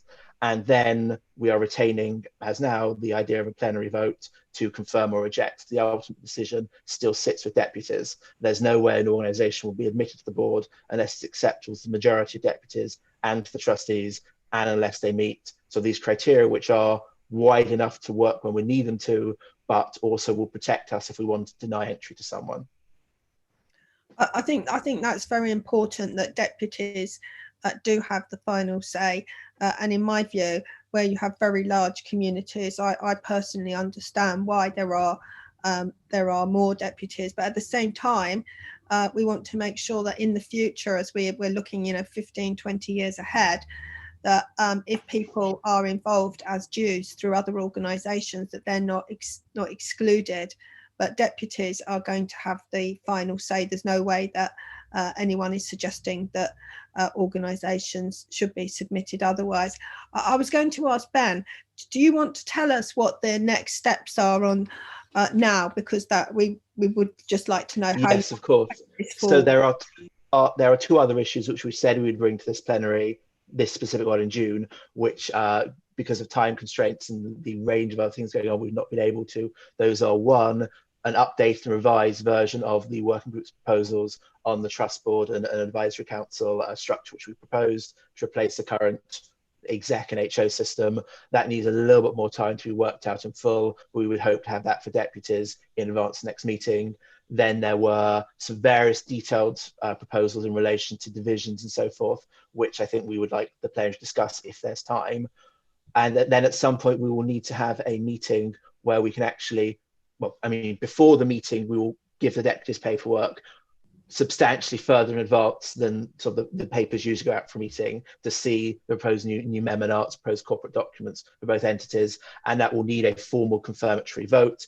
There are issues about doing, as I think we discussed at the last meeting, around doing that virtually. The Constitution doesn't have a provision for a binding vote to be held unless it's physical. I'm in discussions at the moment on it. It's possible, for example, that we could have a two-tier plenary where there are 30 people physically in a room, so we are legally quorate, but it's done as a Zoom session. I think these are options we're exploring. It seems unlikely we will get all that done in the next 4 weeks for the next plenary, but if there's an option to sort of have an extraordinary meeting in August, then we might take advantage of that. Otherwise, the first week in September, I think we will aim to have. So just to explain to deputies, in the wider context, we still have to have a vote on the changes that are going to be put forward. We've got to overcome some of the concerns in the Constitution, because when it was written years ago, there wasn't provision for live voting or emails. So Ben's just drawing that to your attention. So these are the steps on the horizon so that we can change the membership and the structure of the board. I just want to check with Ben, do you want an indicative vote of anything today, or did you just want your opportunity to give an update? Because I mean, I think if it's not a problem, and I think we've only had a couple of questions, I think there is wording for a question on exactly the same lines as the one we asked last time, but with membership instead of. Would you like to then say what you would like? If you wouldn't mind, I think that would be good. Okay. And then, so can I just apologise? Get that confirmed. Ben is going to now propose what he wants for an indicative vote, and then I'm going to ask deputies if they can respond. There's going to be a poll that's going to be launched, and can I apologise, but only deputies can respond. So Ben, would you like to ask your question, and then I will arrange for the poll to be launched for everybody on screen.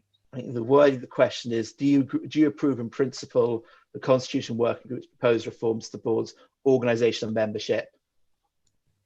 Question mark. So as presented here in the summary paper, which will then turn into legal documentation. Just to be summarised then, to make it clear for deputies, you're going to be asked, do you agree with the proposals? In principle, it's just an indicative vote that have been put forward.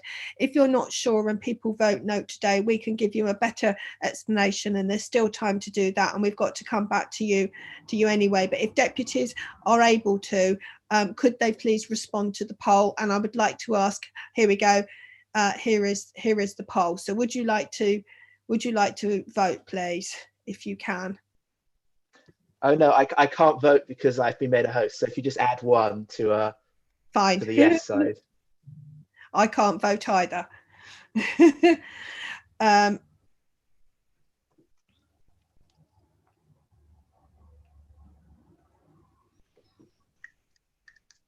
Okay, I can actually give you a vote. We haven't had as many people voting. 81% have said yes, but I can see from that only 77 people have voted.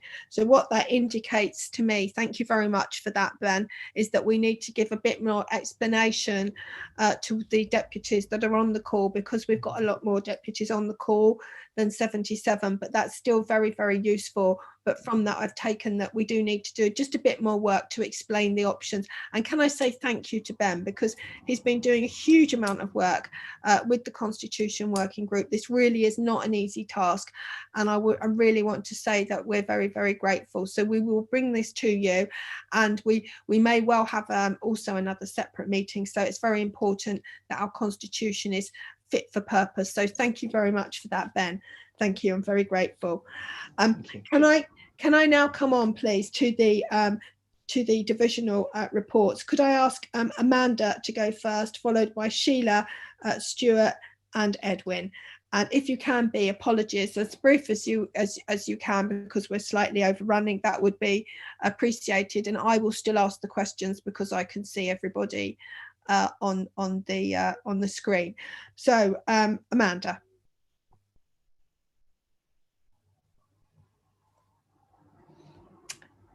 Amanda? Yeah, sorry, I was muted. I should have known better. So thank you, everybody. I commend to you my report. I just want to draw attention to the input we've made around social media that sort of builds on the point that John was talking about earlier in the meeting, where he feels that there's a lot more to do in terms of responding efficiently to anti-Semitism on the internet. And over the last month since we last met, we've had several meetings on lots of different fronts in terms of dealing with both the online harms bill and the importance of taking the opportunity of responding to that, as well as talking to parliamentarians, to the social media owners, and to civil servants on a whole range of issues. I'm not sure there's time in this meeting, but you'll also see from our report and from the President's statement issues around religious freedoms, and in particular our response around coronavirus and around the work that we've been doing, sadly, around deaths within our community and more broadly with the Black and minority ethnic communities around their response to the COVID-19 pandemic. And we will continue to work hard with government to understand the issues relating to the virus and its impact on minority communities. And also just to make the point that following the change in the law around organ donation and our consultation with the religious authorities, we welcomed the new organ donation system, and our next steps are to work with the denominations and to ensure that the Jewish community is aware of how both to navigate the new system, but also to understand what the new system is and how it works. Thank you. I'm happy to take questions if there are, but I'm conscious of time.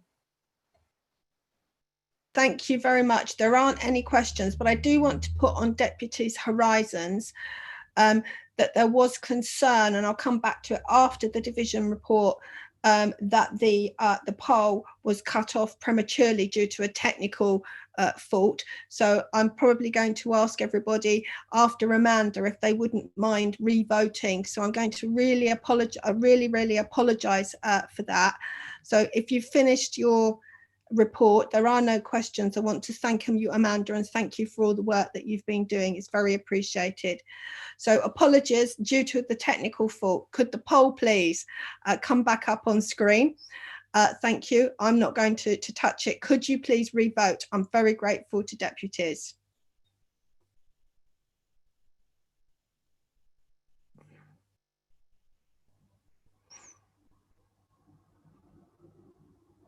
Okay, it's going up. We've had 103 voting now.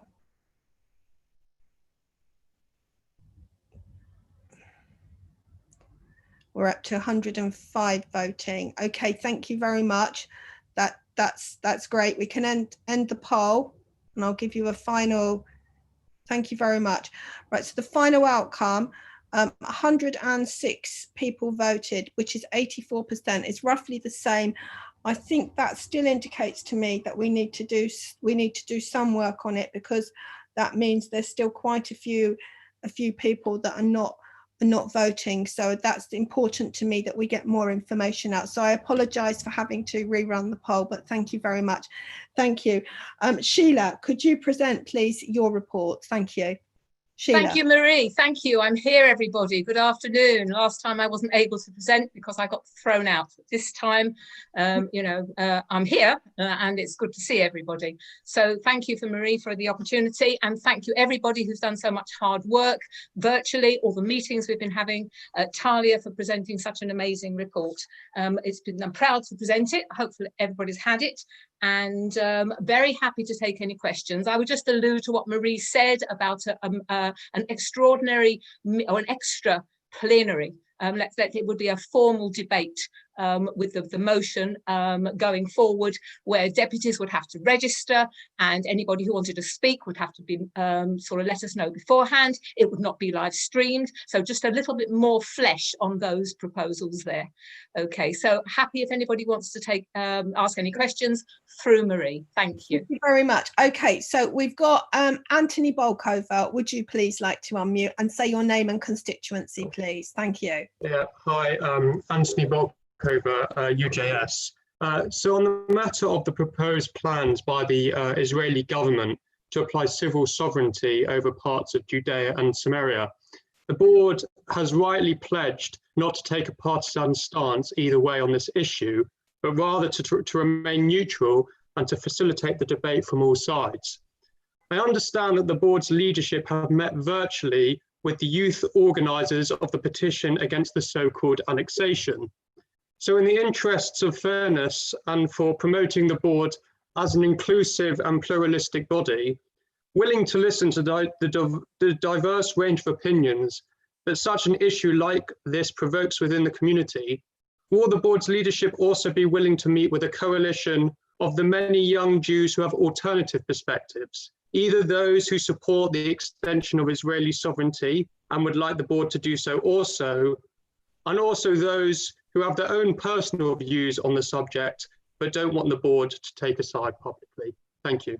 Thank you. I'm going to pass this to Marie in a moment for her comments, but I would like to say that if we have an open debate, everybody will be able to speak, you know, to take things offline and have meetings. We are very happy to meet with the young people who had constantly been in touch with Marie, and we wanted to speak with them. But I think as recognising that the board is a place where people can air all their views, to have that opportunity rather than separate meetings all the time. Marie, I don't know if you want to add to that.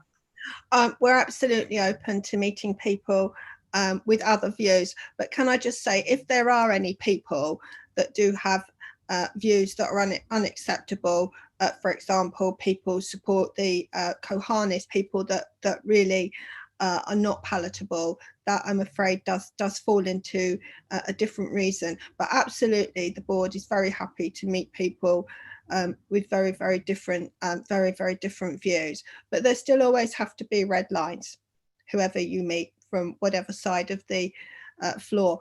So can I just say to Sheila, yes. We've got three people. Okay. We've got Irene Mansfield, if you can unmute, and then we've got Ben Lewis, who wanted to ask a question before, and Rob Sassoon. So Irene, if you can unmute quickly this time, we're happy to welcome you. I think we're going to have to move on. Ben, if Irene wants to email me offline, I'm very happy to take her question. Ben, we tried. Ben Lewis, please. Hi, Ben Lewis, Reform Judaism. Thanks to Sheila and to her division for their report. When it comes to Israel, I think some of us seem to be labouring under the illusion that the board has never taken any position on for or against policies of the Israeli government. I think it's possibly best that we not pretend that is the case. But we've been asked to focus on what the community can agree on. So that's what I intend to ask about. Obviously, there's a new ambassador incoming. No doubt you'll be having meetings with her once she's appointed. She seems to be surprised that the policy of the board is determined and approved by deputies and not by the Ministry of Foreign Affairs in Israel. Could I ask that we make that clear, that the board speaks for the deputies that are members, and that rightfully we are a democracy, as we've said many times in this meeting. And also, could I ask if the International Division has had any conversation about the recent remarks from the Mayor of Jerusalem, who, when asked whether reformers, which should be taken to mean anyone from a non-Orthodox background, should be entitled to pray at the Western Wall, he indicated that he didn't approve of this, even though he also indicated that he knows the site is holy for all Jews. Could the board make representations to to the embassy to say that we are fully in support of the rights of all Jews to pray at the Western Wall, and that it is holy to all members of the Jewish religion. Thank you. Thank you. So, can I just say, sorry, Sheila, just know that myself and Gillian Maron have actually raised this with Mr. Netanyahu personally. So we've already done that when we went to see him. Sorry, Sheila. That's fine. Thank you, Marie. And secondly, working with the new ambassador, we are the Board of Deputies of British Jews. We are democratically elected. You know, she will meet with us, all being well, and we will make the position very clear that we basically are an organisation that is, as I say, democratically elected, and we represent British Jews who have views, and we look forward to a fruitful and productive relationship with her. I hope that answers your question. Thank you. Sorry, Rob Sassoon and Mary Rainier Lee, and then we shall be moving on to the next report. Thank you. Rob. Thanks, Marie. Rob Sassoon, Spanish and Portuguese Jews Congregation again. I just wanted to check I heard something that Sheila said, that I heard it correctly. You said that if we do have this additional plenary meeting, that it won't be live streamed. And I just wanted to check why that was, given that we have previously agreed that all plenary meetings should be live streamed. And indeed, one of the reasons for this is to ensure that the board remains as open, as transparent and inclusive as possible. Remembering, of course, that we are all deputies elected to represent our respective communities' views. And if our congregants and our constituents can't hear what it is we're saying, how can we be seen to be held accountable by them? Thank you. Thank you, Rob, for your question. So if I can explain that when we looked at this proposal, I actually drew up a sort of a risk assessment to our community, and it's actually our next speaker, Mary, who pointed out the damage that could be done to the community if the views of individual deputies were known, and the possibility of leaks, which may well happen anyway. So we have decided, in the interest of protecting the board, and our deputies, that they should be able to speak openly, that we would not live stream this. And of course, you, as a very capable deputy, are quite capable of going back to your community and explaining what went on, rather than them be able to see every speaker's views. I hope that explains it. Thank you. Mary. Sorry, Marie. Oh, sorry, Mary Rainier Lee. Thank you. Very small point. If somebody is going to talk to Netanyahu about who can pray at the hotel, could you mention the word women? Thank you, Mary. Short and sweet. Thank you. I'm not personally having conversations with Prime Minister Netanyahu, but when Gillian and Marie get the opportunity, perhaps it will come into the conversation. I can't give that undertaking. Thank you. And Marie, I don't know if you want to add anything. No, I'm looking on the screen, so deputies will have to forgive me because this is the first time it's happened. I can see that someone is raising a point of order on the screen, but I can't see who it is. So who is raising the point of order? Would you come forward, please, and take your microphone off? Otherwise, you might have pressed it by mistake. I'm looking at the no, which is the red circle. It's got a number 1. Okay, it's now got a number. Okay, well, I'm just going to have to move on then, because I can't see who it is. So you could have come forward. You don't have any other questions, so thank you very much for that. Can I just trying to pick up whatever feedback I can in between. One deputy asked, and I think this is a very good question, could we please know in the future if we're going to be asked for an indicative vote before hearing about it in the meeting? And I think that's actually a very good idea, and of course we will be giving a survey straight after this meeting, because we always want to get better, and we're doing the very best that we can to take on board all of your views. So I want to say thank you for that. I can still see this point of order showing, but I'm sorry I can't see who it is. But Sheila, thank you for your report. I'm sure that we're going to hear a lot more about the issues, and I'm sure some of these will be taken offline. And Rob, thank you for your question. Stuart, please, could you present your report?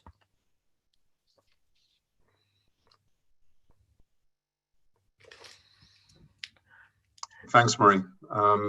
I'll be very quick because I know we're under time pressure and there's some really important issues that might still come up. The report that was circulated really summarizes the position fairly neatly. We are in a somewhat better place in terms of where we think we're going to end up for the year and going forward, given what's happened with the crisis, than we thought was going to be the case about a month ago. Our forecast deficit, which has been reviewed by the HOs as well as our audit working group and also seen by the executive, is coming out in a place about 50% better than we thought would be the case. Equally, our reserve does not look like it's going to need to be touched this calendar year. In fact, for quite a while, if at all. This is a benign outcome in terms of the reforecasting exercise. We have succeeded in finding savings, many of which are around things that cannot happen. Others are things that we can defer. We didn't have much fat to cut at all anyway, but I must ask deputies, wherever it's within their gift, to help us on the income generation side of the equation. Please check whether the communal contribution is being collected at all by your organization. And in some cases, your rep fees are still not paid. And that's really not very helpful. But benignly, it looks like we're not in quite the difficult position that we thought we would be. I'm happy to address any questions, but it's probably easiest to deal with them offline, very open to being approached.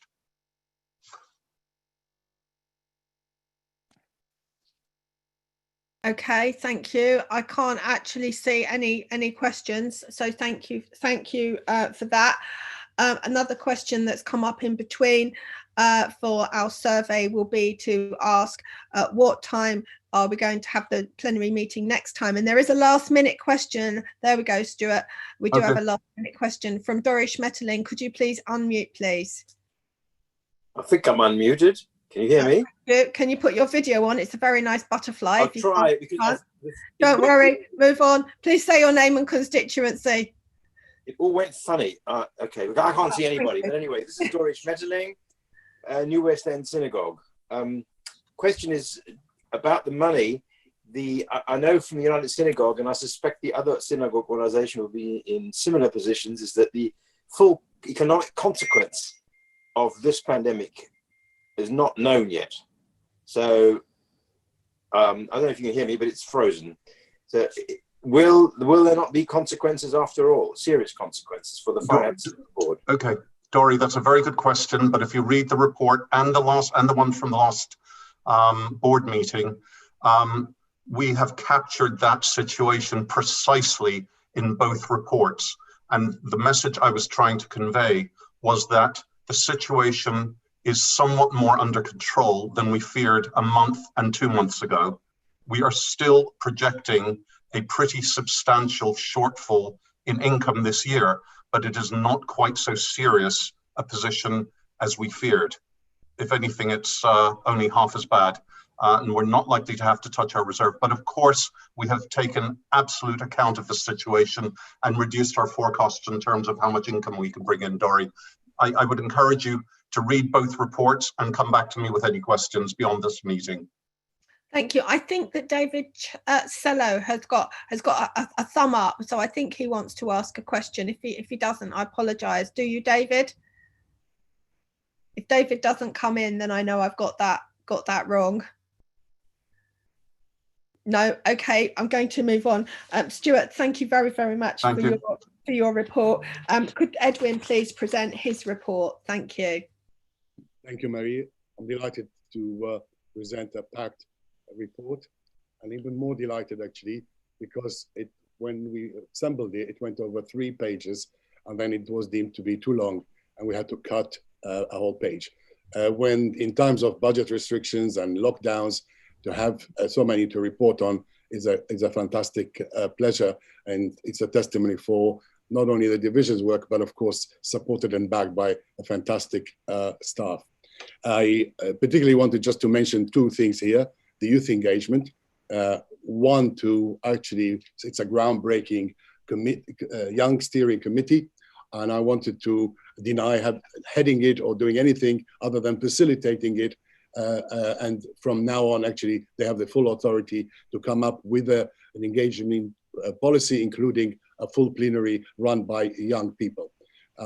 This is part of the pledge of our team, Marie's manifesto, but all the team, we're actually doing very well, ticking all the boxes and fulfilling all the pledges, and I'm delighted to be one of that team. Thank you. Thank you. Does anybody have any questions?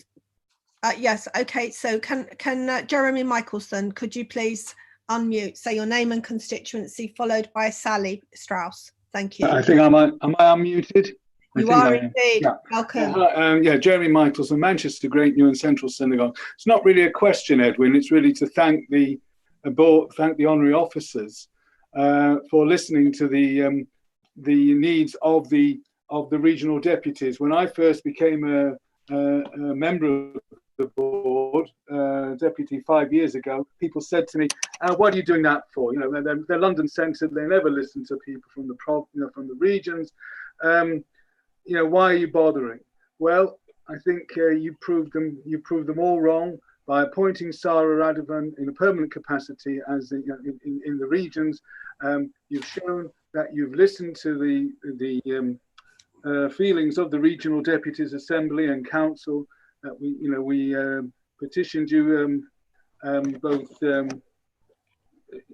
persistently and patiently, and we put our point of view, I hope, cogently, and you've listened to us. We look forward to working with Sarah very much indeed. She's done great work in the short time she's been with us in what was a temporary position, and we know that we deputies will now regional deputies will step up to the plate, and we will make sure that we work together with her, linking up with the board nationally, and with also with each other much more locally as well. So thank you very much.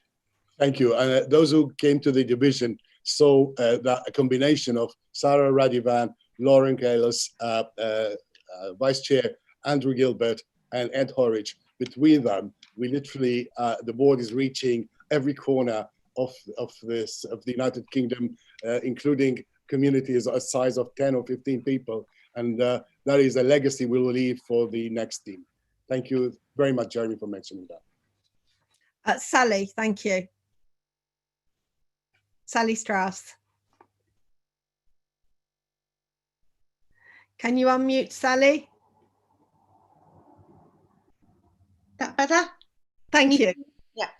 I attended the recent meeting, and first of all, I just wanted to mention how much fantastic work is being taken during this period of lockdown. As Edwin himself has said, the reports are limited to 2 sides. And this is actually a slight problem because actually there was something missed. I want to congratulate Sarah Perlmutter, the education officer of the board, who's been elected to the board of the Religious Education Council of England and Wales. I understand that Sarah has been furloughed due to the current situation, but I hope this won't mean that she misses any meetings. It's very important that there is a Jewish representative on the REC board, particularly with the move towards religious education and worldviews. In the current situations, little RE is being taught, and even before lockdown, I understand that Judaism is being sidelined in many agreed syllabuses. RE in school is really important, as often anti-Semitism and racism of all sorts is due to ignorance. I also hope, on another matter, that the forthcoming commission will also talk to Jewish children who are Black, or as you describe it, of colour. Thank you very much, Sally, and I'm very delighted that you made it. I asked you asked about that, and I said to you, please make your point, and thank you for doing it, and thank you for joining the divisions whenever you can. Very grateful. I'm done. Thank you very much. Thank you. I don't think Edwin's got any other questions. So there was a lot of things to discuss today, and it really does show how important it is that this is a forum we can have great debate. And I want to stress, as it was also one of my election manifesto pledges, to absolutely support the regions. And we were delighted to be able to have Sarah Radavan join us, and being based in Manchester. And my very first day was actually in Manchester and not London. This has been a really difficult experience worldwide and for the Jewish community in the global pandemic. And one person that I really would just like to speak before we close, as it is important to the community.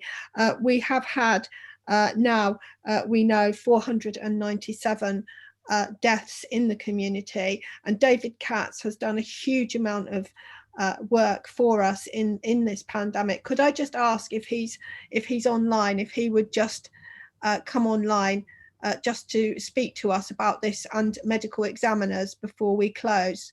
Are you there, David?